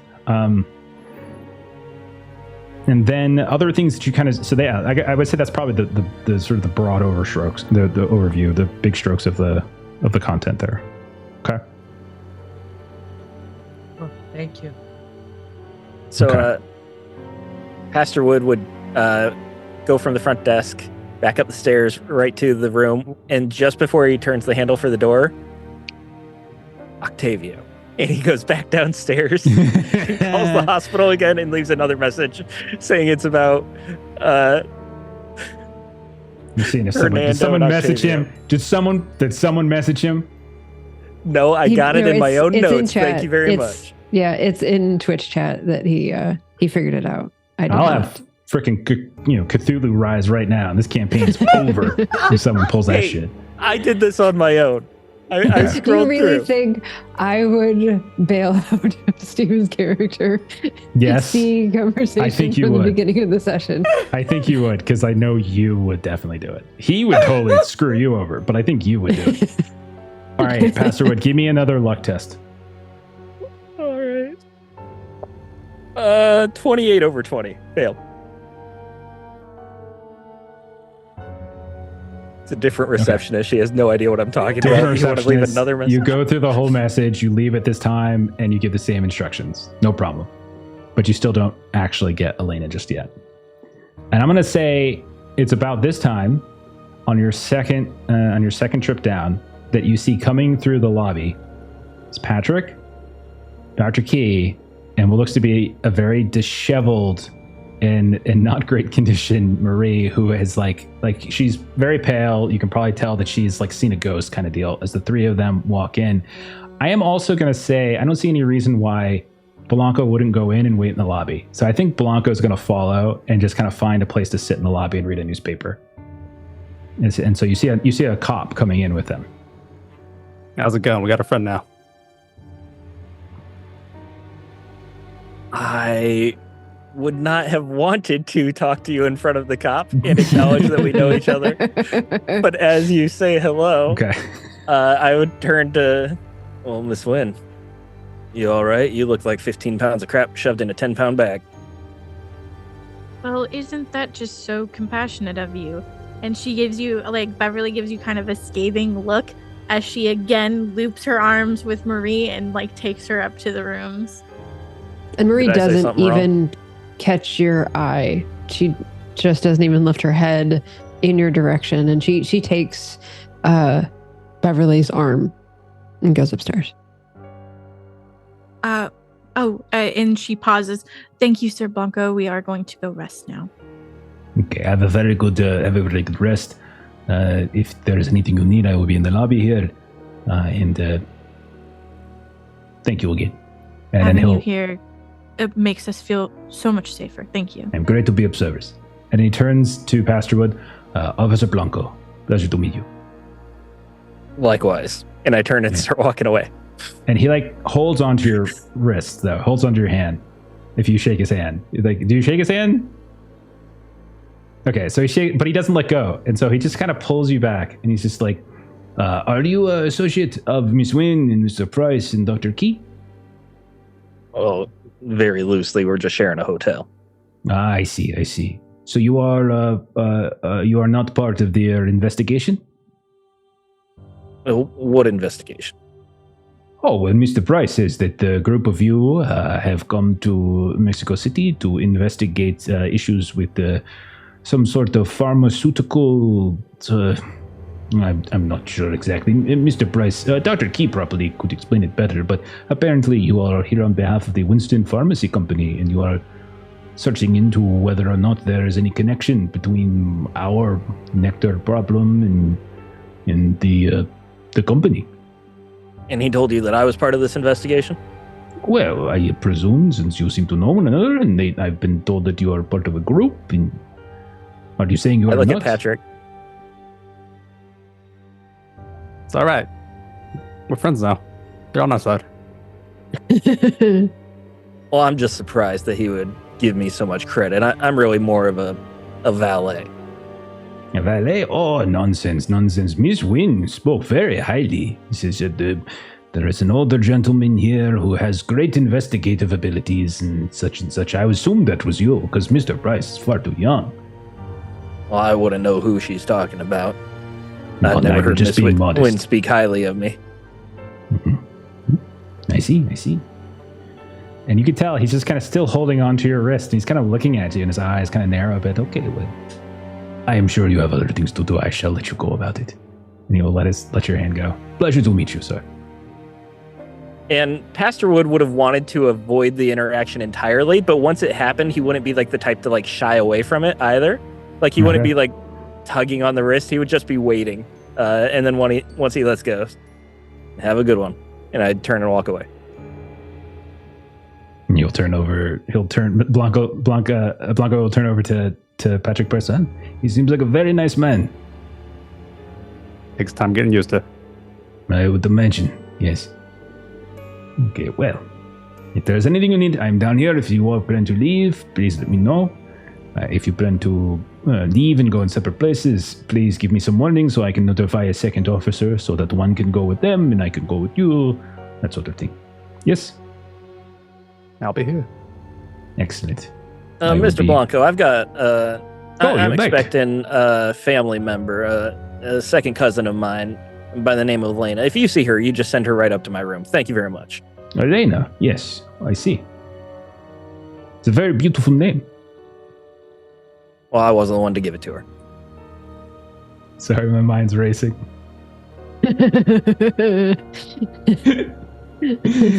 Okay. Price, do you go up to the room? Yeah, I'll rejoin them, see what they've learned. All right. You're all up by your rooms now together. Marie, I'm presuming you're going to kind of get cleaned up or something, change, or are you going to rest? What do you think? I think she would definitely, she cares about appearance, so she would definitely kind of get herself cleaned up a bit. But I don't, she is exhausted, but I don't know that she feels that she can sleep just yet. So she would get cleaned up and then rejoin everyone else. Okay. All right. Okay, so we'll say you're cleaning up, you're getting dressed, taking some time to yourself. You lost 4. You didn't lose 5, so you didn't have like a full break or anything like that. But it was a very unnerving experience from this morning. The rest of you, we can say you pile in maybe to wherever Shaim has been doing some of the studying, and Pastor Wood's been coming and going. And Bev, Patrick, you can see that spread all around the room, on the bed, on the floor, maybe on a small table nearby. You can see letters, correspondence, books have been opened. This unfurled map of a charcoal mountain with a giant gash in its side. All of these things you can see spread out. What do you all want to do? Do we have a normal map of town? No. It's possibly something you could acquire. What? Want to look into, getting one of those. Okay. I mean, it's definitely the type of thing that you might be able to check in with like the hotel manager, see if they have anything for like tourists or something like that. I think there's probably something you can acquire that way. Seems fair. Okay. So the way I see it, we've got 2 objectives here in Mexico that are truly worth pursuing. Konovalov is interesting, but I don't think he's one of the primary movers. We need to find Brooks wherever he's been laying low with his wife, Letitia. It says his new wife, so I believe it's confirmed that they are married now. And then this place, and I throw down the postcard with Merida on it. Supposedly this was a ancient temple devoted to their god, and they're doing expeditions out to this temple to discover who knows what. I think we should disrupt that expedition as well as disrupt Jonathan Brooks. You know exactly where that is yet? I don't know exactly where it is, but I wouldn't say it's hidden either. There's got to be post that comes from, a post office somewhat close by where the expedition starts out of. There's bound to have been someone who's heard of the site. If any of you want to roll, it could be a navigate, it could just be an intelligence test too. You could just make an idea roll to get some better idea about Merida relative to Mexico City, that kind of stuff. You can certainly do that. 22 under 80 on intelligence. Okay. Nice. Okay, so Merida is in the Yucatan. You're talking like it's a ways away. So I'll just tell you this from the mechanics of the game. It's like another site. So it's like another location, so to speak. Okay, so it's effectively like trying to travel, a couple of states, for us, or to kind of territories. You potentially could get there by train, bus, and ship. So I would say, Pastor Wood, you might know that you don't think there's any commercial flights, but you do have a private plane, so it's possible you could fly there. But likely it's going to be something along the lines of like train could be like 12 to 15 hour train ride. Bus could be a little bit longer than that. Car as well, but that could be a little bit more complicated. Ship, you could probably find like a ship out of like Veracruz, like the port, could take you to another port city near Merida called Progreso, I think I'm getting this right. If I'm not getting this right and you know Mexico better than I do, please someone let me know. But that could take even longer because it's a sea voyage. It could take actually 1 to 2 days, and it also is going to depend upon conditions and things like that. So you're looking at effectively it's a couple of days. It was like to kind of get your stuff in order, to find travel, to actually do the travel, get there, etc. And that's just to get to Merida. That's got nothing to do with like the jungle, just like Chichen Zozul, which is what you've seen now come up. With that in mind, and with that being a bit of a trip, I suggest we really focus on tying up loose ends. And I would point a finger towards some of the correspondence where it's signed Jonathan Brooks. Once we do that, we're drawing a bit of attention here in Mexico. I think it's about time for us to hightail it out. Well, the whole reason Javier's even dead. We have a site now. Trying to get the location of that pinpointed.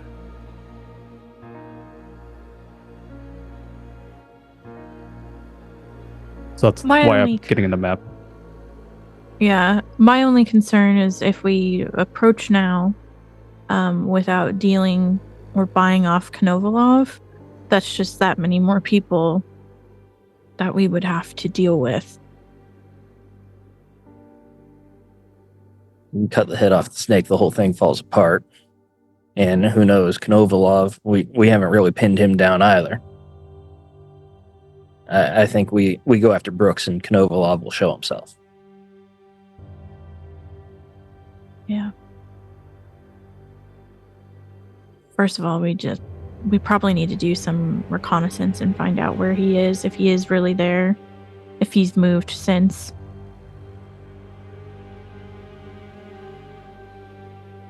He probably knows by now that his apartment's been broken into, so he would be holing up even more. I wouldn't be surprised if he moved, but at the same time, that takes prior planning. You have to have a backup place. You have to have somewhere else he can go. Likely he's just gone to ground, I'd say.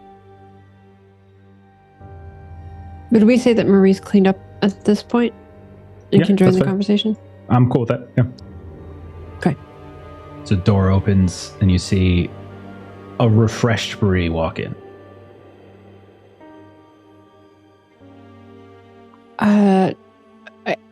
I don't know where my manners were. Thank you for securing my release. I was very concerned that I would spend many, many days in jail. Don't mention it. We're just talking about Jonathan Brooks here and what our leads are to find him. Yeah. The officer said you had like a mental break when you were in there at night. What happened? Oh, yes. So there was this sort of. I thought I saw a very pale gentleman sitting in the cell, uttering my name, Clarabelle's name, my friend's name, in this language. Not Spanish, not English. And then he had a mouth on his chest and it came after me, and then it was just a water stain on the wall. It was most unpleasant. Most unpleasant. Have we? Are we? I did not share very much information with the police. I simply told them that we were there to meet with Javier Luna. I did. Pastor Wood need to identify Elena as how it was that we were here. Talking to Javier Luna was through Elena. I apologize for that, but I did my best not to share any specific information about why we're here. Beverly and Patrick probably shared like a long look before. But don't worry, Patrick told him everything. Yeah. Considering your situation of him going to the bathroom, no one else seeing him in the bathroom, only seeing you leave the bathroom, and then you. They think I murdered him? Yes, as well as Victor Cortez. Very serious charges. I won't worry too much about it. They don't have any real evidence. Well, I didn't do either of those things, so there would not be evidence that I did those things because I did Exactly. not It's all circumstantial. Murder anybody. do those things. But Victor Cortez has been murdered, though. Yeah. We thought we put him Regardless. somewhere safe, and he is now dead. That is, our lives are very much in danger. Yeah, it's a real shame about Victor. He should have laid low like we told him. I But should. nothing we can do about that now. So, what was that, Miss Oberon? I'm sorry, this is the most you've talked all day. Shima, where are you going? I have to go meet Detective Gomez. And she leaves. So Wait, before you go. So wait, she's gone. Doors closed to it. Yeah, Good Beverly will gracious. follow after you. And like try and catch you in the hallway. She's not Let's at least slowing have- down. You're welcome to try and catch up with her. Let's have at least one person go into an interrogation being informed about what everyone has Yeah. said. So there's no way that Officer Blanco is going to let you leave. So like you can try, like, but he's like, oh, excuse me, ma'am. Excuse me. Where do you think you're going? I have an appointment to meet Detective Gomez. Okay. Yes. He kind of pulls up. Miss Oberon, is that right? That's right. Okay. You can wait here in the lobby. I will make a phone call. I will get one of my officers to come here to. He will drive you there. If you could just wait right here. All right. And he sees at that point he'll probably see Miss Key kind of coming down, but he'll go over and he'll make a phone call at the hotel, etc., etc. And so you're kind of like caught in the lobby at the very least. And Key, if you wanted to do something, at this point, she'll come up and she looks at Shima and like. Do you at least have time to eat something with us before you go? And then she starts to put in an order for room service or what have you, for food. Well, I think I need to leave as soon as they get here. So. And at that point, she turns to Officer Blanco. After he gets off the phone, do you have an ETA? Does she have time to eat before she goes? ETA. Something. The officer will be here in 5 minutes. Okay, never mind. And so she just continues with her order. Are you, Miss Key? Excuse me, Dr. Key? Are you going with Miss Oberon, or are you staying here in the hotel? Are you going somewhere else? I could chaperone if you would like company, Shima. I don't know. You are, well, yeah, it's up to you. Okay. I'll go. And I'll still put an order for Marie. I'll just go check on Marie real quick, make sure she's resting, and then I'll come right back down. So you go back up. While you're up there checking, officer comes in, and Bev's not there. It's just Blanco and Shima, and then this other officer who shows up. And Blanco will kind of introduce you. This is it's a young woman, probably 5 years older than you. Kind of her hair is kind of tight back at this point. And she's like, this is Officer Torres. She will be taking you, if that is all right. Or do you decided to go by yourself? Yes, sir. Okay, excellent. I do not worry, Miss Oberon. Detective Gomez is a very upstanding individual and an excellent detective. Just tell him the truth, and you have nothing to worry about. Yes. And so, yes, sir. So Officer Torres will will kind of come over to you and like shake your hand and kind of escort you out. You're like much taller than her. She's fairly short, but she's friendly, and will escort her out in the time. And so then Bev, when you come back down, she was definitely doing that slouching thing again that she hasn't for a while, but she's doing that again. But you're still somehow a little bit taller there, but you could definitely see. Is. Yeah. And by the time you come back down, Guy, you can see Blanco is there. He's sitting back down on the couch. He's kind of pulling at his sneeze. But Dr. Guy, your friend Miss Oberon has just gone ahead. But do not worry. Trustworthy. My cousin Doris. She'll be fine. Do not worry about it.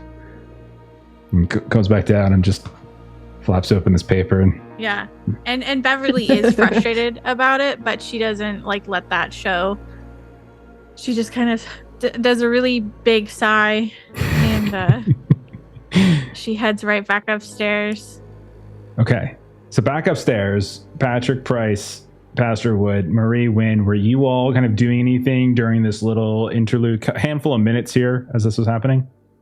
Yeah, I'm trying to pinpoint this location, the secret recording place that Hernando has been speaking about. Yeah, because that was a different ruins place that I believe we thought was here locally, not too far away. Because I think we had cross streets, that it was like a corner of something, and something was where that recording was. All that's correct. So let me pull it up for you. Okay, so Patrick, you would know because you were actually at the conversation. So I would say Marie, Bev, Shima, and Patrick were all in the conversation with Hernando, who gave this information to you. So this was from him, and so you would recall that Javier Luna and Hernando and the other two members of the band, they were all like essentially blindfolded, hooded on their route to this other location, and that they were taken through some sort of fancy, secretive kind of pathway. But Hernando at one point was able to get a view, and he believes that it was at the intersection of Moctezuma and San Pedro. Now, if you would like to roll, you can give me a navigate roll if you want, or just a straight up idea roll would be fine. So it's up to you. So navigate or straight light. Yeah, just roll? Straight like an intelligence roll. And this is really just kind of looking at the map and trying to kind of understand anything. The thing about intelligence, you have a greater likelihood of being successful, but you actually can't improve it. Like navigate, if you roll it, there's a risk you might fail, but at least you can potentially improve it too. So I'll do int roll because my navigate's so low. But I failed the int anyways, 87 over 40.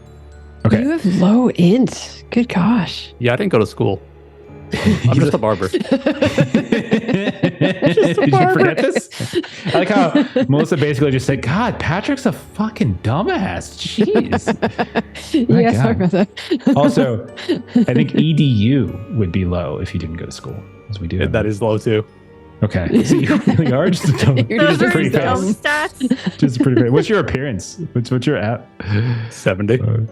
Okay, pretty good looking man. Pretty good. 80. He's got some good stamina. Okay, look at that. When you're looking good, you can get by with being a dummy.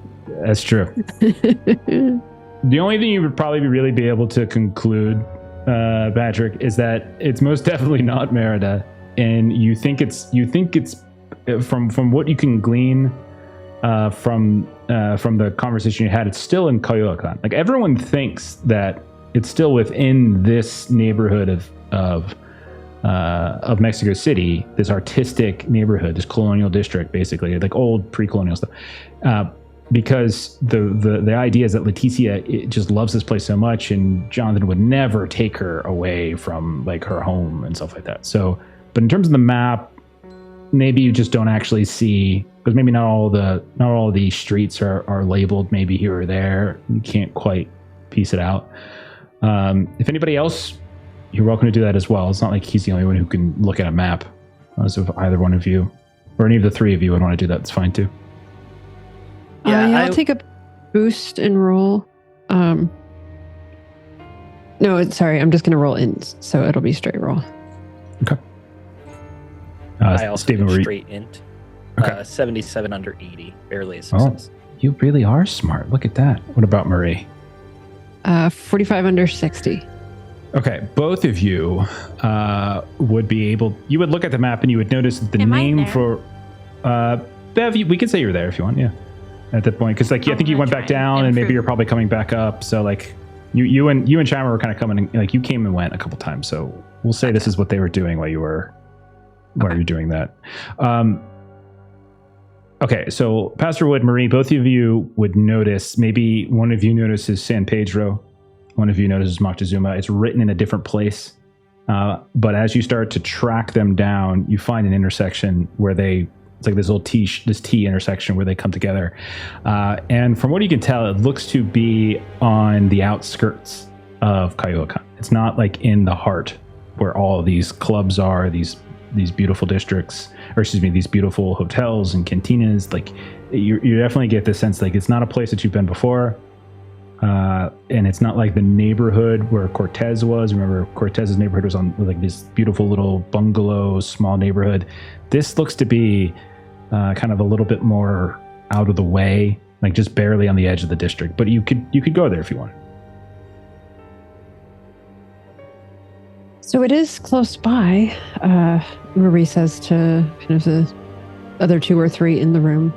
However, we now have a tail. Nothing to say we can't leave the hotel. So why don't we head out, get some groceries so that we can hunker down. officer needs to come with us, that's fine. Can't follow us all. So you're recommending that we try to lose him while out getting groceries, or we go get groceries, come back, and then some of us slip out the back while some of us stay here? I'm suggesting that 3 of us go get groceries, and then one of us, has to use the washroom. And then suddenly, we're split up. Let's just all get in the car. and drive Beverly's there. pinching her nose. We're already split up. Shaima went by herself to go speak to the officer. She didn't even wait for me. I was supposed to accompany her. Yes, It does seem that if we're going to go there, we shouldn't make it obvious that we're slipping away. I'm not opposed to someone trying to slip away. He's only sitting in the front lobby. And if there's a fire escape or something out the back, 1 or 2 of us may be able to go there. There's no reason to elude the police anymore. We're in coots with them. So we just tell them that we're going to go meet Mr. Brooks at this place? I don't think they would be fond of that idea. Do we need to do this today? No time like the present. Don't forget, I know we're playing, but Ashley brings up a really good point.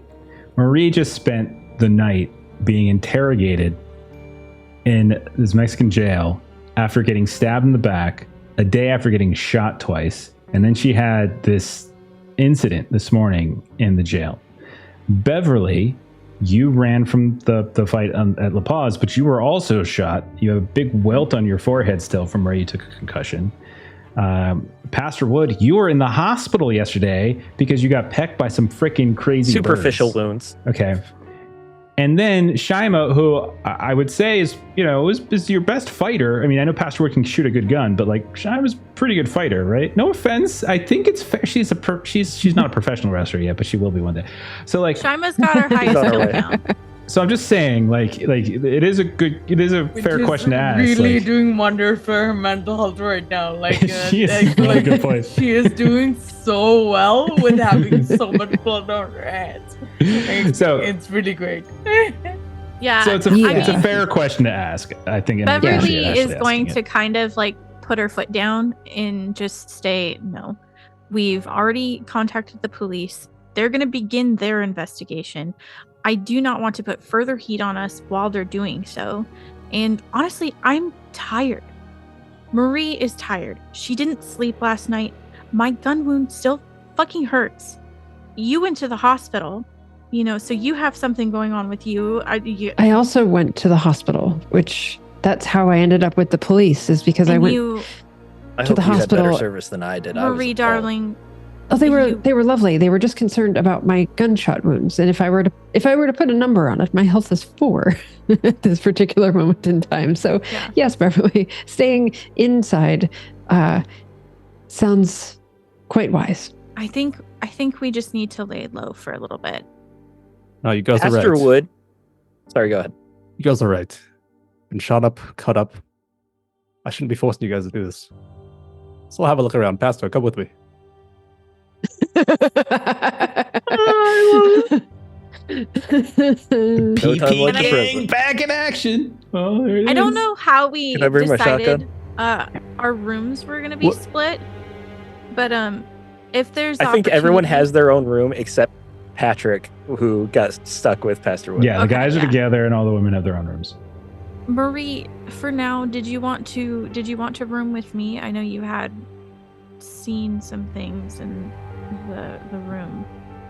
Thank you. That is quite a generous offer. I did spend the night in a cell with many other people, so I think I might value a room to myself. Though you're a dear. Okay. You're a dear for offering. Thank you, though. You just know But where I to think I knock. should Let me rest. know. Yes. We have adjoining rooms, so I'll knock on the wall Yeah. if I Yeah. need you. Okay, so Marie, you go to rest. Beverly, you're in your own room. Mhm. Beverly, all the stuff is in here. The one thing, just to sort of inventory, the one thing you guys didn't look at is the album from all the stuff that Pastor Wood and Shima collected, the one thing is, I think the album is the last the of it. liner was the one thing I had actively not looked at and specifically wanted Marie to look at later. Okay. Yeah, that's the only thing. Pastor Wood would also hand Dr. Key the soaking book. I read through this last night. This is a vile, profane book. It is awful. I do not recommend you read it, but if anyone would be able to glean something from it, I suppose it would be you. So just keep it in your possession, maybe set it in a corner until you're in a better space. And she's visibly uncomfortable because the previous descriptions of just how disgusting this book is not any treatment that any book that Beverly has ever had before. It's like slimy, gross, moist. That's not actually true because you did read Trammell's Testament, I did read, which is very similar. So yeah. I think the fact that this is so similar to Trammell's Testament, well, you'll see her actually visibly recoil, and that's she the proper really reaction to have. And I just continue handing it out. Oh.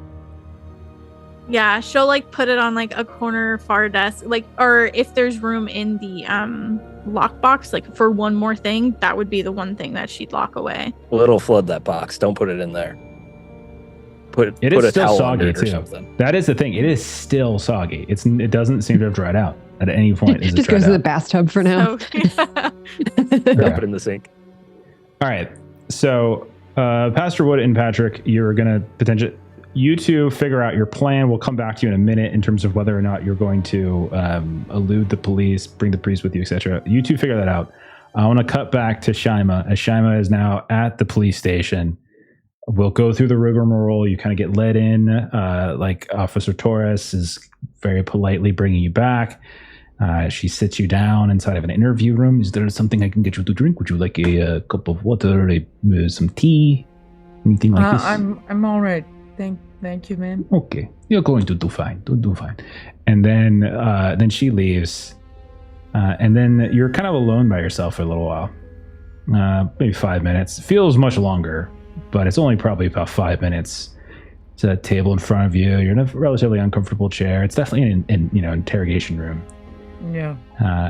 And then eventually you see a man in his Pastor Wood's age, maybe a little younger. Graying hair, big mustache, come in. He looks very tired, and he just starts throwing stuff. He's angry. No, he comes in, and he's like, Miss O'Brien.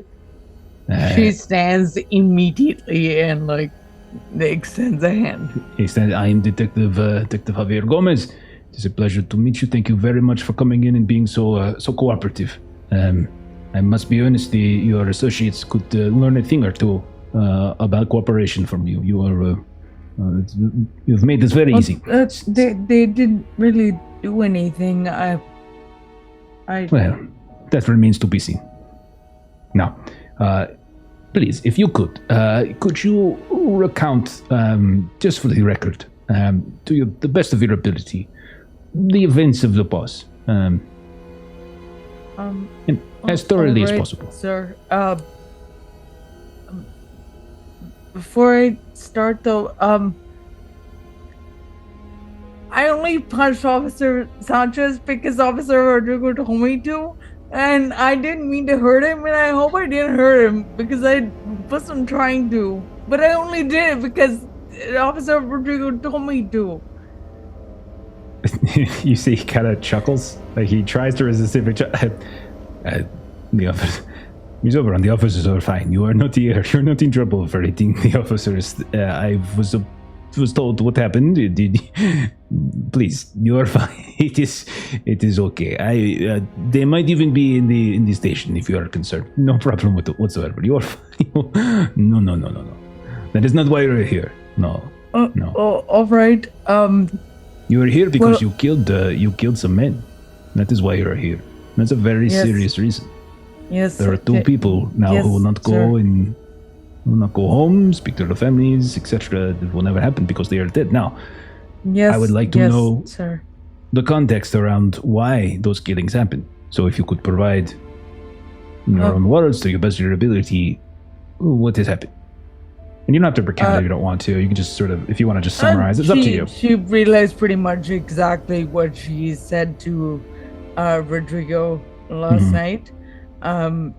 Doesn't say anything beyond that in terms of like the shit that happened. What she does add, because she's kind of been obsessing about this ever since Sanchez has probably killed him, is I told Officer Sanchez that and Rodrigo that I did things you're not really supposed to do in wrestling, and I did them anyway, even though I knew that it could really hurt them, and I didn't stop myself from really hurting them, and because they were, I thought they, I don't know why I don't know why I didn't stop myself, but I didn't stop myself, and I should have stopped myself, and I didn't. He's writing on everything you're saying, and as you drift off, like you can see, his face kind of crunches. You can see he gets a very serious look. Miss Oberon, taking a life is not it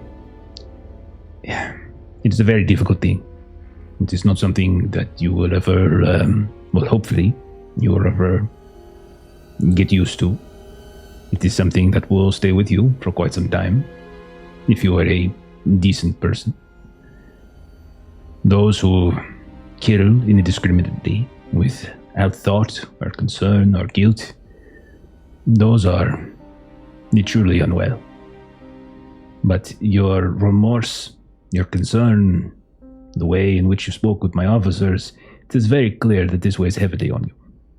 Now, what I am going to say is in no way going to alleviate what has happened. You did kill those two men. That is the truth of it. However, all accounts have said that you acted heroically. That these two men, if you had not intervened, could have harmed more people. Mr. Campos is alive because of you. Many others are potentially alive because of you. So, think very carefully when you take a life, of course. But in some situations, criminals, bad men, bad women, sometimes they push us into a situation where we must act. You acted. Because of that, people are alive. But people are dead. Just make sure that you do not do this indiscriminately. If you ever find yourself not regretting violence, if you ever find yourself to the point where those you kill or hurt, you do not feel bad any longer, or you do not see their faces sometimes, then perhaps it is time for you to question your methods. But no, you are not in trouble here. You have nods aggressively, like he's the first person to have got it. Yeah. Yes. I'm sorry that this has been weighing on you. But the fact that it is weighing on you, well, that is a good thing. It means you are a compassionate person. It means you are a reasonable person. Now, as I said, all witnesses we have spoken to said that if not for you, many people could have been killed and harmed. So, we are not charging anything with you. However, as I said when you first walked in, your candor is something that your associates could learn from. Mr. Price and Dr. Key were more forthcoming, but even they, I could tell, were holding a few things back. I understand this.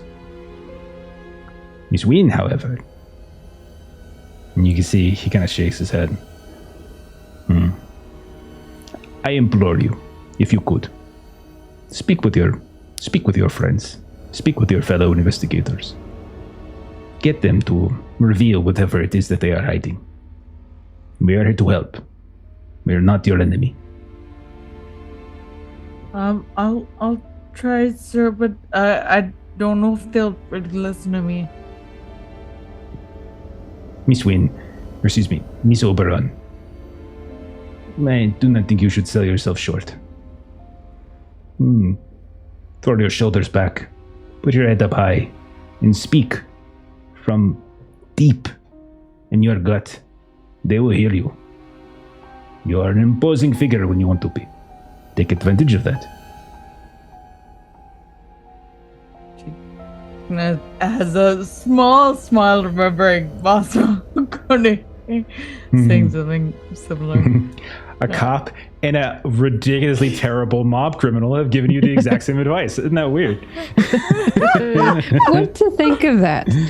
Yeah. So weird. I mean, okay. Now, I think I have everything I need. Okay. I will have Officer Torres return you to the hotel. Are you sure about Officer Sanchez, sir? Yes, he is. Yes, he is. He is fine. He is fine. Yes, he is very fine. He is receiving some teasing, but no, he is just fine. Yes. Should I apologize to him before I go? No, that will not be necessary. No. It is fine. You are doing what you are directed to do. It is fine. Okay. Now, Thank you, sir. I'm going. Officer Torres is going to come in here in a moment, and she will escort you out and return you to your hotel. He gets up. Yes, sir. It was a pleasure to talk to you. Thank you again for all of your help. Shakes your hand. Thank you, sir. And he leaves. Torres eventually comes, escorts you back out the way you came, and as you're in the lobby, you hear, Shaima, is that you? She'll turn. And you look over and you can see there is Elena Alcatruz. She gets up. Looks terrible. She's still got her clothes on from the last night. Shouldn't have paused. Okay. She comes over. She's still got some of Fernando's blood. Someone has kind of given her a shawl or something to cover it, but you can see her hair's all messed up, like similar to Marie or like whatever makeup she might have been wearing. And she comes over and she's just like, thank you so much. Thank you so very much. And she like kind of comes over and gives you like this big hug. But Shama reciprocates. Are you okay? Is Hernando okay? Hernando is okay. He is at the hospital. Tonio is with him. I had to come and answer questions. But I saw you and I wanted to say thank you. Thank you so much. No, of course. I'm sorry. It shouldn't have happened the way it happened. No, it was terrible. But she could see like a face, like she's got this really annoyed face. Perhaps my cousin is right. They would not be in this position if they would not have broken the law. Fernando and Javier getting involved with Brooks and the others and Nectar, and they brought this on themselves.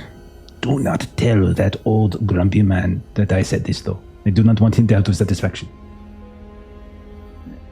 She got her not. Do you know who or why they were attacked that way? From what we can gather, someone did not trust them within Brooks' organization, or Brooks himself. And much like Jorge Novo and Victor Cruz, or Cortez, excuse me, their time had come. She kind of like, the other members of the band, you could see her eyes start to well up. They found their bodies this morning. They were killed as well. Hernando is the only one that is alive. The police have put several people to watch him in the hospital. They will not let me into his room any longer. Tonio is in the hall waiting, but they are going to keep him in custody of some kind, protective I don't know if he's going to get in trouble or arrested himself, but he's alive at least, and it is because of you. Thank you. No, of course. I mean, I'm so sorry. I didn't know about the other members. We just found out shortly ago. She kind of shakes her head. Anyhow, be very careful. You were going to leave. You and Hernando, you were planning on leaving, and now you have to. Hernando cannot leave. He has much to answer for, apparently. To whom? To the police? I just Yes. came from speaking with Detective Gomez. He seemed very nice. Well, that might be so. But Hernando, the band members, they were involved in things that they should not have been involved in, I suppose. This nectar, whatever it is, is bad business. I will probably leave. You are right. I do not know where I'll go. Maybe home. Maybe I will go find Octavio. I don't know. And she looks like really sad. Anyhow. Thank you again. If there is anything I can do to repay the debt, please let me know. Well, and she pulls out that notebook that she always has with her, and she flips it back, and what you could do, Lena, is maybe tell me how I might write to you in the future. And she smiles. She gives you her address in Mexico City, but she's like, I do not know how much longer I will be here. And then she'll give you like her like mother's address in northern Mexico. And she just sort of shrugs at this point. But thank you again. I'm sorry we're not able to spend better time together. I think we could have been friends. Yeah, I think so too. When you see my cousin, give him a kiss on the cheek right here for me. Can I just tell him that you gave him a kiss on the cheek? That is fine. I understand. He is a very dirty man.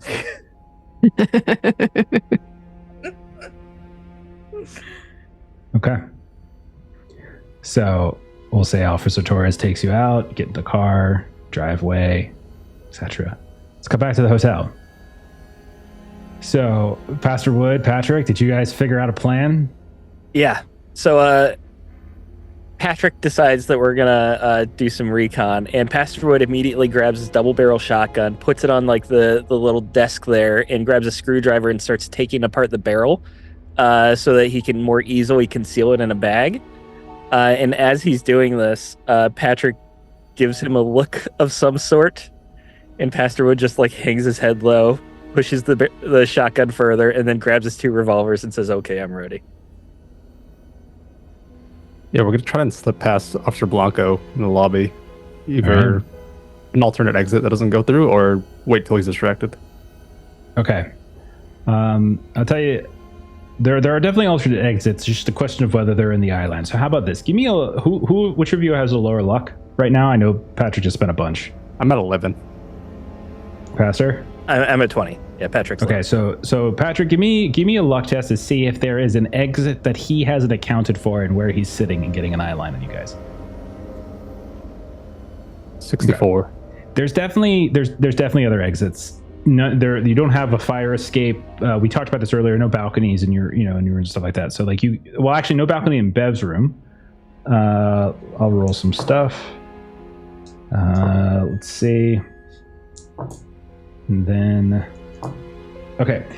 I would say there's nothing in Bev's room, nothing in the guy's room, but Marie and Shima, their rooms actually have balconies. But you are on like the third floor, so keep that in mind. So that is the only way that you can think of getting down without having to just be stealthy or creating a distraction in the lobby or something like that. Perhaps Dr. Key would not mind just stepping out for a moment, talking with the officer while we walk past?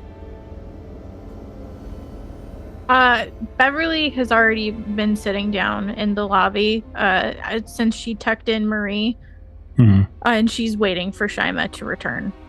Okay. So yeah, we'll say you're down there with him. So he I don't know. hasn't been chatting you up though. He's been reading his newspaper. She but has you can her tell. own book. Yeah. Okay. She has her own book that she's not reading. the dripping book. Not the dripping book.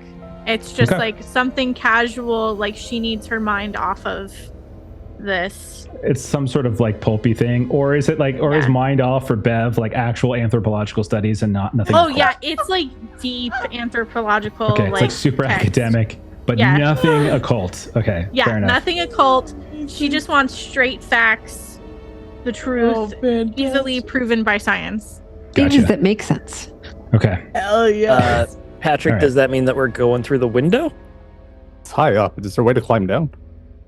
I mean, there is a climb skill. You all could try to climb. If you have some idea on how to make that easier on yourselves, you could certainly try to create a better condition for you. So like you're gonna have to do a climb check to go down, but it doesn't mean you can't come up with a strategy to make it easier on yourselves. Maybe a bonus die. Well, I mean, like, what if I lower him down? That saves him like at least a few and feet. just drop him God, and that he sounds just terrible. drops 20 feet? That sounds like a lot more work than it's worth. I'm gonna just go through the lobby, maybe stealth through. Okay. Right. Yeah. Same. Okay. I'm following his lead here. All right. So let's stagger it like 10, 15 minutes or so. okay. If that's the case, I'm going to want separate stealth tests then. So there's going to be one for each of you. Okay. Who goes first? I'll lead. You want to go first? Yeah. Or I will. Okay. So Bev, before you roll, Patrick, Bev, Yeah. has she been made abreast of this plan, or did she already leave the room? And you're already left, so we'll catch eye contact if possible. Okay. All right. Oh, God. Bev, roll a psychology test. Roll a psychology test. As you look at Patrick, and he's just like making faces, and he's like kind of doing this and doing that. See if you can interpret it. 43. Yeah, he's definitely, you're definitely getting the vibe that he's up to something, and he's like continues to motion at Blanco like he wants you to do something to sort of distract him. So at that point, Beverly will like take a big sigh and she like closes the book and she turns to Blanco. So I'm sure you're aware of Shima, of what happened, how her self-defense and how that her actions resulted in two men passing. Miss Oberon, yes, I did. Yes. It's weighing so heavily on her. And do you have any advice of how I could help her? Advice? Oh, well, I think there are mostly two schools of thought for how to process taking another's life. My father, his path, his process was to drink heavily. Now, that helped for a few years, and then he got very angry, and he was very mean towards myself, my sisters, my mother, and eventually had to leave. So I not the recommended path, but it's certainly one that you could suggest to her. And the other thing is to talk to someone, share, get the feelings that are inside out. Make sure that there are times when very serious violent crimes happen. We often have to do these check-ins with our superior officers to ensure that our minds are in the right place. So perhaps that is another way. I have heard therapy, but so. Yeah, I don't know. You are a doctor, though. Can you not help her? I'm looking into it. Yeah, that's not my area of expertise. So, but I'll have to see if I could reach out to someone else who that is their area and get more advice. I see. All right, so you've been talking to him. Yeah. Bev, give me a roll. Let's do I mean, it's up to you. You whatever social role you think, whether it's charm or persuade or fast talk, anything like that. Like you're not lying. Like not. So I think but you, charm, because she is being kind of honest. She does want to help Shima with this. give it a roll, and how well you do determines Would you potential. like a boost? Yeah, I'll let the boys decide. I think we have plenty of boosts. So We do That's have what I'm saying. boosts. yeah, 'Cause, You're asking Long this is if you awesome. should use boosts. You should use boost to make it lower. actually, don't use a boost because you know how many boosts we have right now. Look at the number. Don't read it out. Don't say it out loud. 69. Ah, damn it. Nice. Sorry. It's okay. That's All the right. same as my luck Gotta use 'em. today. We gotta figure out another use for them too. Something Yeah. bigger. Yeah, like a big chunk of them, like we did with One Ring. All right. Anyhow, go ahead and give it a rip. Okay. I have. I'll take one. I am Okay. gonna ruin it. Yeah. So we're aiming for 56. All right. Give it a rip. Holy crap! Right on the dot.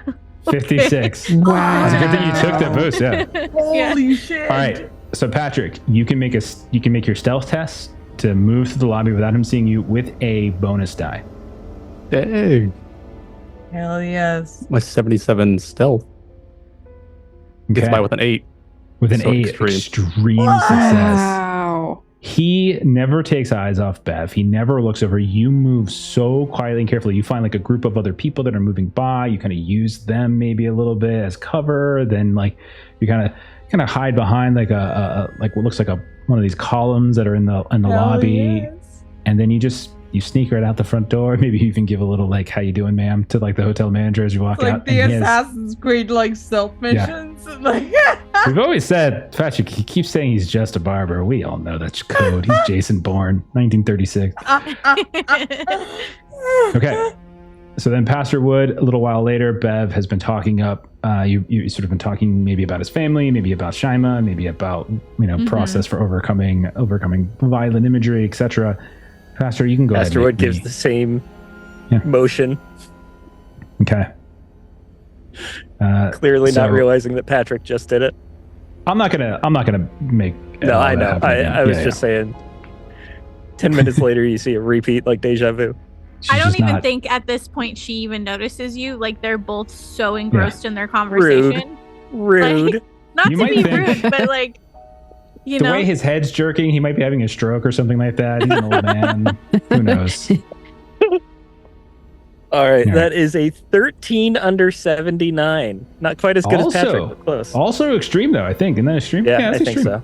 so. Okay, both of you, without any effort, with effort, but without any difficulty whatsoever, you're fully confident that they didn't see you, and you both go out, and you make it out into the front of the hotel. You work your way to the back where the car is parked, and you can get access to the car. So the two of you now have a car. You're getting into it, and you're driving off to Moctezuma. Yeah, we'd like to- and- Drive in the area, see what's Okay. up with that. Okay. All right. So you guys get in your car and you drive away. Shima, you'll eventually come back as well. So before I tell Patrick Price and Pastor Wood what they see as they kind of just do a drive-by, did anybody want to look at the album liner? I want to make sure I give you the chance before we break for the night. Would, as long as it was presented to her as something to Sure. look at, she would take a look at that. I'm Okay. good before she left. Okay, so Great. when you look at it, it's a familiar looking album because you've seen this before. You've seen this cover. You've seen it before. So you've seen the cover. You've seen the list of songs. Like you have seen a copy of this when you were actually in Arkham, that one kind of weird small record store that just had all these weird little imports and things like that, and you were going through them. So you've actually seen this before. I think I actually have some images to share with you. You already should. If you go into our campaign handouts, you should be able to see the album liner looking front at and it. the album liner back. So, Yep. so you can see it's featuring the voice of Leticia de la Luz. There are 5 songs. De la Luz is the first. Canción del Cuco is number 2. Armonia de los Dioses. Apologies if I'm getting this wrong. Doing my best. Number 4 is Caricia de los Labios. And number 5 is Gruñido de let me try that again, is Gruñido de la Montana. And there's accompaniment by Javier Luna in his Grinning Fools. And you can see it's got like this sort of traditional kind of festive art. It looks like there's what looks like various like locals and but they all have like skulls on their like into the faces, and it's all around. The back, when you look at the back, this is where something's different, because you see on the back, there's all these just symbols. It's like some sort of weird symbol language. You're not exactly sure what it is. It's some kind of code, and this was not on the album that you saw. This is something different. Now, what you would need to roll. Do you have cryptography? I don't believe that I would. Is that a particular like science? It's a science. Yeah. Do you No. have that? Why am I remembering that? I think someone does. I can't remember who, but someone does. Bev has it. Okay. It's not Marie. Yeah, that makes sense. Yeah, Bev would be the one. Who would have it. Of course she would. Why would Jessica have cryptography? Beverly's doing the charming right now, and Marie is trying to do the cryptography. Okay. So we'll say Bev and Shima eventually come back up once Shima comes in.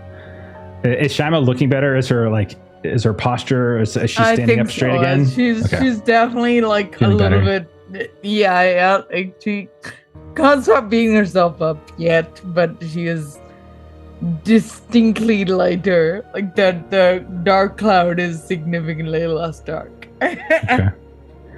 And so the three of you are together. We'll say we're in Bev's room. We'll say all of the materials are out. Marie, you've been looking at this liner, like you've been looking at the album. You can't really make heads or tails. You have seen it before, but you can't make heads or tails of it. The record's not in here. It's gone. It's just the album cover and the liner. What do you do?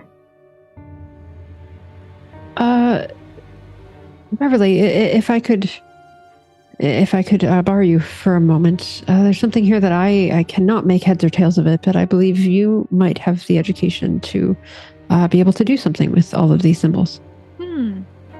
And she'll come over and she'll look at it. Okay. Interesting.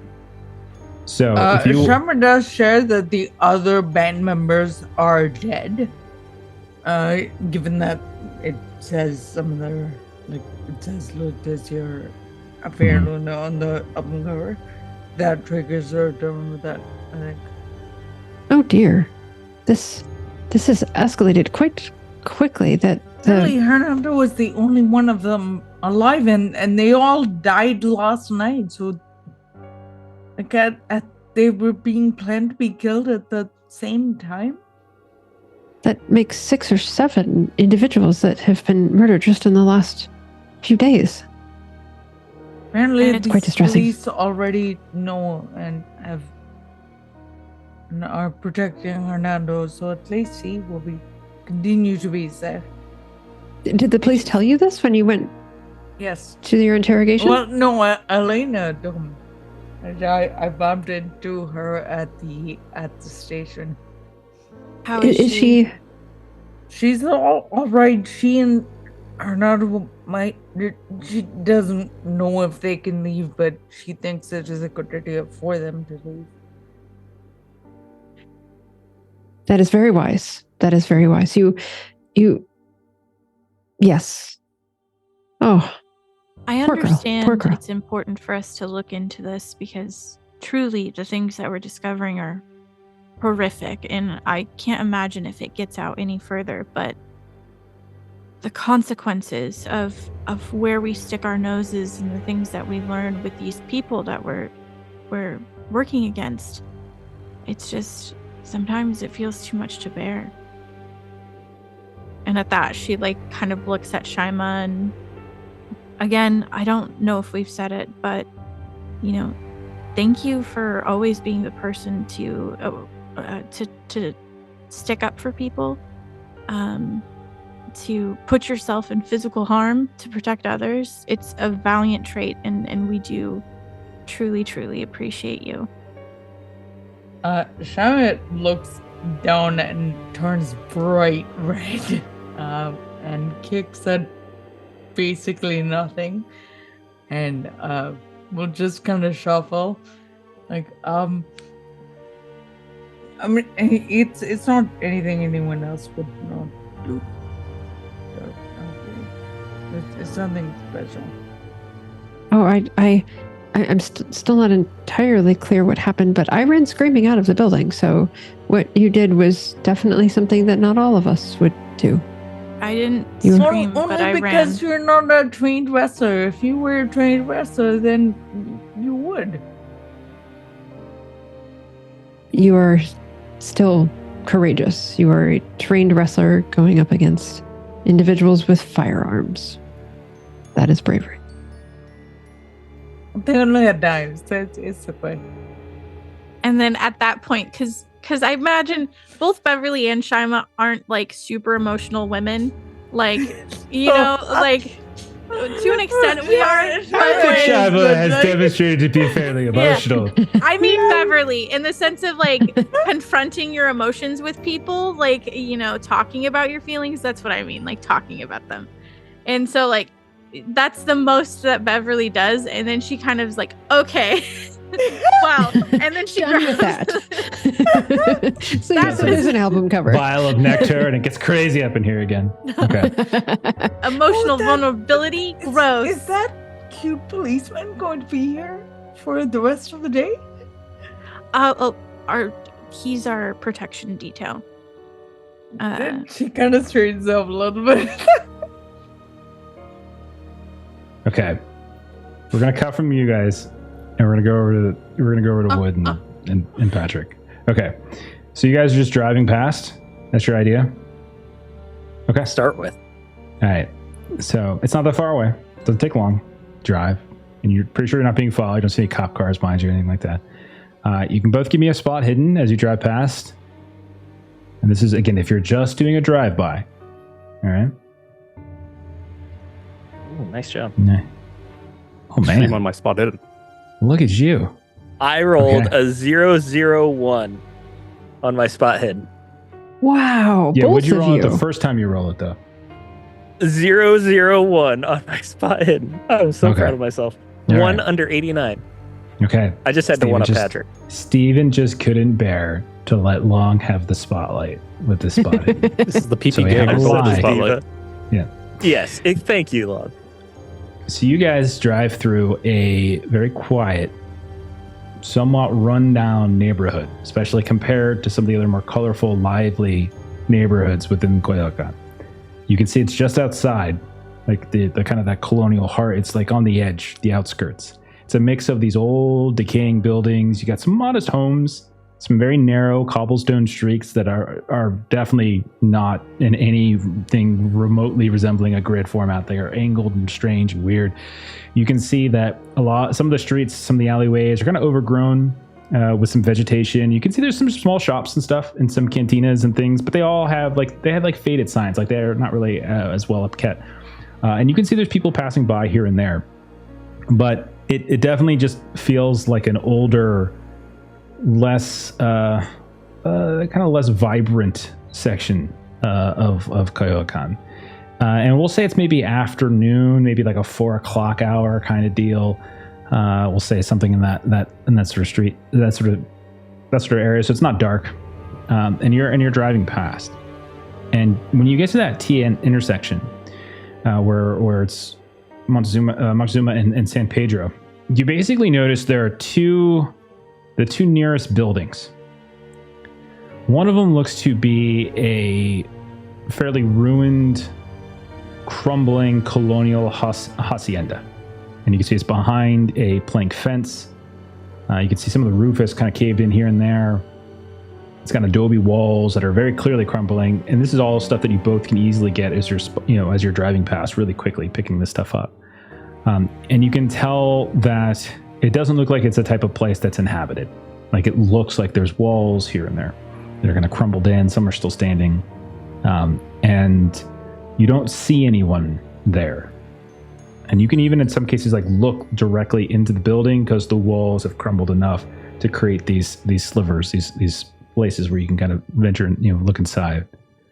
The other building you see is blue and yellow, and because of that, it feels like in some ways it stands out as vibrant, even though like if this was in a different section of Coyoacán, not so much. But it's fairly faded, but you can definitely tell blue and yellow paint. It's peeling here and there, and you can see there are some plaster columns and such. This one looks like in a different time with different upkeep could have been kind of very elegant looking home. But now it looks like it's suffering from some level of neglect. You can see there's some uncut grass, and you can see that there are a few like citrus trees and things that are scattered about both the property of that house and also around that ruined hacienda here and there. You don't see any decorations to suggest that, like you've seen elsewhere in the city, that there's anyone like getting too festive about the holiday season coming up. Because you both did so well in your roles, what you also notice through what looks to be a shuttered window that you think is supposed to be shuttered, but it looks like one of the shutters just happened to blow open from the wind. There are men inside of that blue and yellow house. You can see, because of the crit success and the extreme success, that some of them are moving about with guns. Not just pistols, but you see a few of them have, like, I would say, Pastor Wood, you probably be able to recognize a Tommy machine gun, submachine gun. And like you can see a few of them are kind of have it in the back of their heads, and you can see they disappear down the stairs on like the second floor, that sort of thing. You get the sense that there are people in that house. And that's what you see while the two of you drive past. I should have brought that shotgun. There's more than we can handle there, Pastor. I think we got enough here. They're in the house. Do we want to check out the hacienda? It's on the same intersection. Yeah, they're it's like close, right next to each other, right? They're not like it's not like a zero lot line kind of American neighborhood. Like there's distance between them, but those are the closest two buildings to this intersection. I would be something over surprised there. if they're staying in the house and recording the hacienda. What more is there to see? Are you waiting for something? Well, I just meant we could do a walk around. They spot us at all. The cop already. We're already out here. I'm not looking to take up an army. Keep driving on. We have confirmation of guns. We can tell the police. Well, did you not bring one? I can give you one. Oh, I'm packing. Well, you're driving. It's your call. I drive past. Don't want to linger too long. Okay. Do you head back to the hotel, or do you like loop around? Don't loop around. Stop by a restaurant. Grab a bite. Okay, so you guys somewhere else in the neighborhood, a couple blocks away, one of those like cantinas you maybe have passed. Okay, let's cut back to the hotel then. Oh yeah, I know. Itchy to get cut in half by a Thompson machine gun. That's fine. Yep. Okay. Let's cut back for a moment to the hotel. Bev, did you want to roll that cryptography test? Yes, please. Go right ahead. And this is going to take time. Like this isn't something you just easily do. Yeah, this will be like a jumble in a newspaper. Like this is pretty much the rest of your afternoon and into the early evening. Just in the interest of time, Shama will share everything she heard from Elena, including specifically the concern that she had about it being related to Nectar. So not their relationship with Jonathan Brooks necessarily, although maybe that, but specifically through Nectar, not through like some anything supernatural really. Gotcha. I'm gonna take 2 boosts just to be. Okay. Yeah. No, I'm not, because I want to be able to improve it. Maybe. Okay. We'll see. We're shooting for 41. Oh boy. Should have took a boost. 49. I'll pay the luck pay to the at luck. least pass. Yeah. Okay. The 8. So like I said, it's gonna take you probably about 3 hours to crack it. So by the time you finish, and Marie and Shamak could have been studying other things as well, you realize that the light from outside has faded. Sunset has come. There's that last little sliver and then soon it'll be dark. So it'll be probably like 6, 7 o'clock at night, something like that. But it takes you a little while to piece it together. But eventually, you are in fact able to translate it. And it says, the full message reads, if one could but glance the eternal glory of Golzumal. And then there's like a little smudge. So if one could but glance the eternal glory of Golzumal for an instant, then one could forever find the path which would lead them hence. Alas, in the beautiful words of her song, one can only see the rock which shields paradise from the unworthy world. Yet if enough were to join in her song, perhaps the voice, with a capital V, beyond her own, would reveal itself to us. Let us listen and create the conduit.